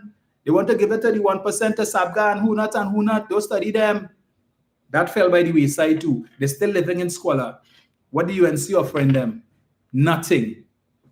They pick up a few of the stragglers, the so-called activists and social media influencers. You get them to bad talk the PNM during the election, and then you come and get them a little small work in WhatsApp. Who is cleaner and who is who greeting people when they coming in and so on, and they figure they have big position. Put in social media influencers to sit down on state boards. State boards are collecting millions of dollars of taxpayers' money. Some of these people have no clue how to run a parlor, far less for a state enterprise. But you just putting them there. Yeah, go and look at board. Go and sit down there. And then millions of dollars every year they get in the budget. They know how to manage that. I have had the experience of being in a state board, and I know how difficult it is to run. It's not easy. When it is that you're on a board meeting from 1 o'clock until 6:30, sometimes 7 o'clock in the night, with a whole list of things on the agenda to deal with, technical issues. These people have no clue, but you just put them on board and expect them to do a good job. And then talking about the PNM love crime, that is crime. Should be arrested. Let me say good afternoon to my good friend, Nigel O'Connor, President of Pleasantville. Nigel, when I come up, I will do so, sir. I shall make you an admin so you can address these things. My apologies for my delay, all right? Folks, it is 4:34, and my phone has been ringing constantly. As I told you, I have a lunch invitation. Well, it's now probably dinner. So we will chat again soon, all right? Let's see what can happen during the week. I'm promising anything, but as I said, I suspect the budget is going to be on the 6th of October. I don't see why they had to be keeping it a big secret. Let's announce the date. It's easy to figure out, assuming that they keep it on a Monday. But so many other things to talk about, but as it arises, we will treat with it. All right, so enjoy the rest of your... We at the UNC welcome all the PNM on this chat to join. You can't be serious. You cannot be serious, Kishan Ali. You feel any PNM here want to join the UNC? You serious? These same PNM people, some of them who didn't vote for the PNM in the election, I keep saying, they did not vote for the UNC. 98,000 people who voted for the PNM in 2020 did not vote for us in 2025, but they didn't vote for the UNC either. They weren't willing to even hold their nose and go and put their X next to the rising sun. Kishan Ali. PNM not interested in joining the UNC. Rodney Charles said, nobody with integrity wants to associate or join the UNC. Rodney Charles, who was with the UNC for years, he said that nobody with integrity wants to join all there. None. That's why it is only fine. Let's have just five months in office, and you have 2 ministers who already have allegations over their heads, and you all figure we will just deny them one day and we will forget about that? You're not serious. Let me tell you, I have nobody here who supports the PNM interested in joining the UNC. If that's what you come to do, you're on the wrong platform. And let me tell you, the people in this chat will eat you raw. Don't say you weren't warned. All right? Okay. But I have a man who's desperate to become an admin so he can block people like Ole. You too, Nicola McNichols, have a productive afternoon as well. As it's like me, so that now we all paying for those 98,000. That is correct. And I can tell you, I know quite a few of them who regret they didn't vote. regretting that now. But unfortunately, your vote is non-refundable, and you still have to wait 4 years and 10 months before you could fix that problem. Of course, the damage will already be done by then.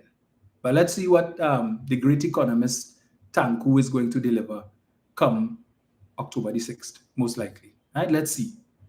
Right? As I keep saying, there are Form 4 economic students in St. Mary's College who could have done a better job at finance minister than he. I recall listening to some of this man's contributions in the parliament in the past. I can't believe Kamala couldn't find anybody better. Anybody better. You could have put Swarat Singh there and put Tanku where Swarat Singh is. That's why I feel she had to put Swarat Singh as minister in the Ministry of Finance was because she know Tanku not able. He not able. Thank God for the technocrats there. Otherwise, we would have been in even more trouble. But that is who she put. What we going to do? What we going to do? David McCarthy says a High Court judge said that.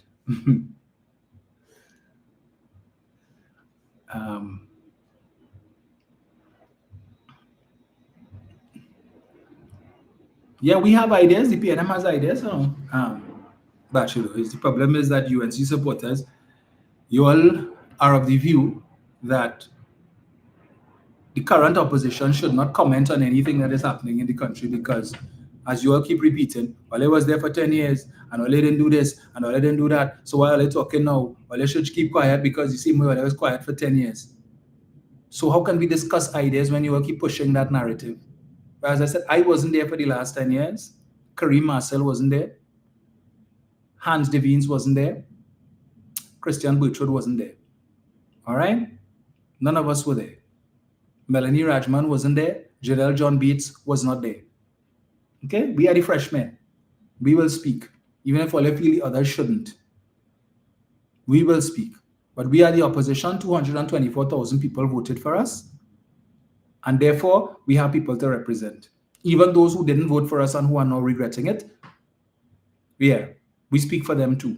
So if you all think that you will muzzle us, so you want to hear ideas, you all need to hold up on your rhetoric.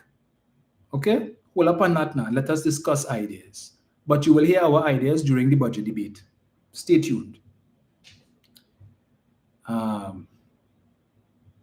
David McCarthy, thank you so much. Pakro and Water saying the PNM was talking all the time, the other side wasn't listening, and they only now decide to listen. So true. So true. Only now decide to listen. We were speaking. Maybe we just weren't speaking in the right places. And we weren't speaking enough. Because you all would recall, I was one of the loudest voices was complaining that the PNM needed to have more public meetings. That while the UNC was having the Monday night forum, the Sunday morning wasted time press conference, the Wednesday press conference, the Thursday press conference, we were having one public meeting every once in a blue moon. And that was unacceptable. And I came on this platform and I spoke about that and I called for more meetings regularly, and it did not happen. And perhaps if we were having more of these meetings, our persons, our supporters would have been more armed to respond on social media to the UNC lies and misinformation that was out there. But more and more we kept seeing, rather than the amount of people who were speaking on behalf of the PNM increasing, it kept decreasing. So we had Juliet Davy come off of 91.9, Aisha Wells came off, then we saw Google and Sharon in the last minute end up on Talk City 91.1. But even on the radio, it was the same thing. When I left 91.9, all we had was John and John on 995.5, right? And Darian Marcel. That was the sum total of our radio presence. And on social media, I had myself, Jenny, Juliet every now and then when she used to do her live, and basically that was it. That was it. So we had to take blame. Now, every little thing this government does is pictures, is videos. Imagine Saddam Hussein making videos in New York and sending it for TTT to post up. Kamala coming off of the elevator. Madam Prime Minister, good afternoon. Where are you heading to today? And then she talked about where she have some bilateral meetings and so on. He recorded that with his phone, and TTT News posting that as if it is one of their reporters did it. You ever see things so? Government creating content to send to the television station? Madness. Jolene John jump out of the back of a van, that is news. Right?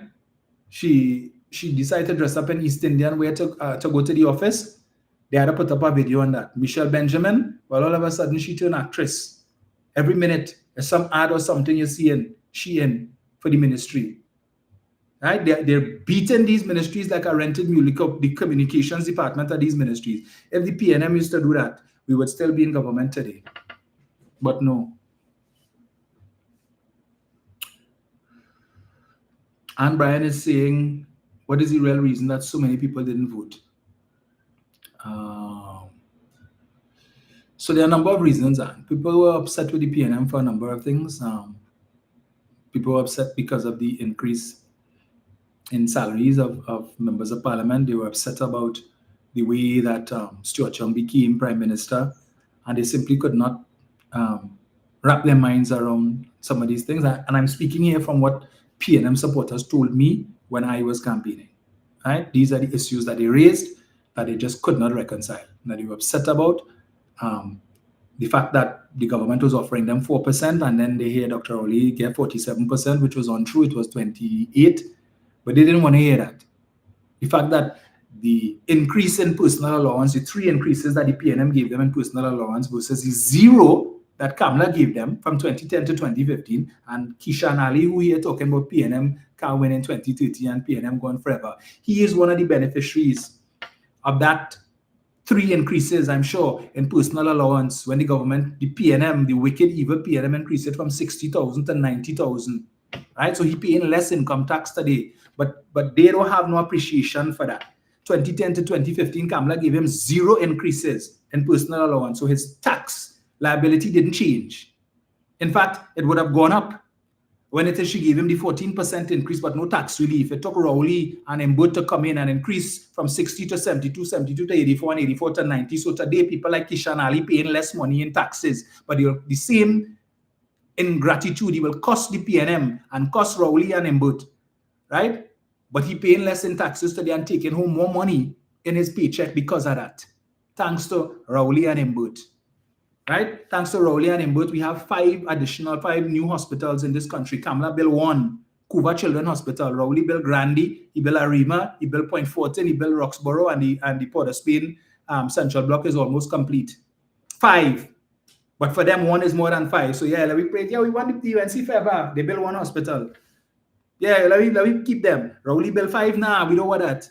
Rowley buy 3 brand new ferries for the Tobago Sea Bridge. Kamala bought 0. Run down the 2 that Manning left. But people like Kishan Ali will praise Kamala for that, for buying 0 ferries, and cost Rowley, he buy 3. That is the kind of nonsense. They're talking about water for all, and we will improve the water situation. I have people in my constituency calling me, tagging me on Facebook, because 2 weeks, 3 weeks, they didn't get water in the tap. People saying they never experienced this before in Malabar, Mausika. Never experienced this kind of thing. Empty tanks, no water. They want to know what's going on. They're cussing me as the MP on social media. I call in WhatsApp, and all I keep hearing is, well, you know, we have issues with this plant, and we're working on it, and we had to reduce the load sharing, and all kind of thing I keep hearing. And when I telling people this, they want to hear that because they need water in the taps. Well, send a truck borne supply. You call WhatsApp, okay, we will organize that. When you call the people, no truck came, nothing. But they were the ones who said they had the solution and they want to fix it, you know. Make it worse. Worse. Areas that never had problems with water. These people are telling me we are accustomed getting water Tuesday, Thursday, and Saturday. Now 2 weeks passing, 3 weeks passing, and no water. But they're lying and telling people how they fix the problem. And the supporters want to come here and endorse that rubbish. Because they fix their constituencies. You know how long I beg in Jolene John to come and do a tour of my constituency? All I keep seeing is videos and pictures. She go into all the UNC constituencies. PNM, they have no time with us. They have no time with us. So we had to fight up as best we could. Anyway. Boy. Let me see. Michael is saying, acting CEO Jivan Joseph, stop the photo ups, please. Shaking my head, real work. Malabar Extension Road, for those of you who live in my constituency and would know, WASA did some work a while now to repair the sewer line on Malabar Extension Road. So they said they had to do the sewer on the whole street, the whole stretch. So the work that they did there on that stretch from Larry Gomes, just by Larry Gomes, come up there now, start to sink because they did a piss poor job of repairing the road, right? So now it's like the boca you're driving and your car leans so and all kind of thing, and it keep getting worse. After reaching out to WASA constantly, finally, last week Thursday, I think it was Thursday or Friday, the engineer came, who happens to be, from what I understand, is a UNC counselor, right? And gave us every reason why they can't fix the problem now, because it's budget and you know that the amount of money that is required to fix that problem, and so they have to wait till they get the approval for funds, and then they have to do the scope of work. Every single reason why the job can't be done. No. And they can't guarantee, and they don't want to give my timeline. People calling me as the MP, they want to get an update on what is happening because it is getting worse. And this is what WASA telling me, right? This is what WASA, and people don't want to hear that. Fix the problem. You all said you had the solution to everything. The PNM neglected. Well, come and fix it. Just this morning, I went to Kudupia, Monroe Road, to drop off something for a friend of mine, and I went into Rashid Avenue. If you see the state of that road, big pothole. That's UNC area. UNC councillors, UNC MP, and the road in a mess. A mess. That has been UNC forever. But the other PNM constituencies have the worst infrastructure and the most amount of crime and the most amount of this. But Rashid Avenue, terrible. Big, huge potholes. But come local government election, they will see the councillor Adrian Ali putting up pictures on his Facebook page, oh, he paved here and he paved there. And he's getting costs. Because people want to know, so what he was doing all the time? All of a sudden, as election coming, all they find money? Well, they can't blame central government anymore. The PNM not there. So let me hear what he's going to say now, right? When it's not done. So I don't know, people like Kisha and Ali could share with us. Share that to Mr. Ali and let him know Rashid Avenue need a paving now. Well, they could fix that. It's 5 months now, well, there. All the roads in the country should have been fixed by now. And the only thing that is required is pitch. And we have a pitch lake, according to earlier. All we need is pitch. Well, all the roads should be fixed. Why time fix? Folks, we will chat again soon. All right, take care. Enjoy the rest of your Sunday. It's always a pleasure. And Kishan, you're welcome to come back next time. So most likely, Kishan will probably be Sunday around 12, 1 o'clock. And feel free to share the live. All right, share the live.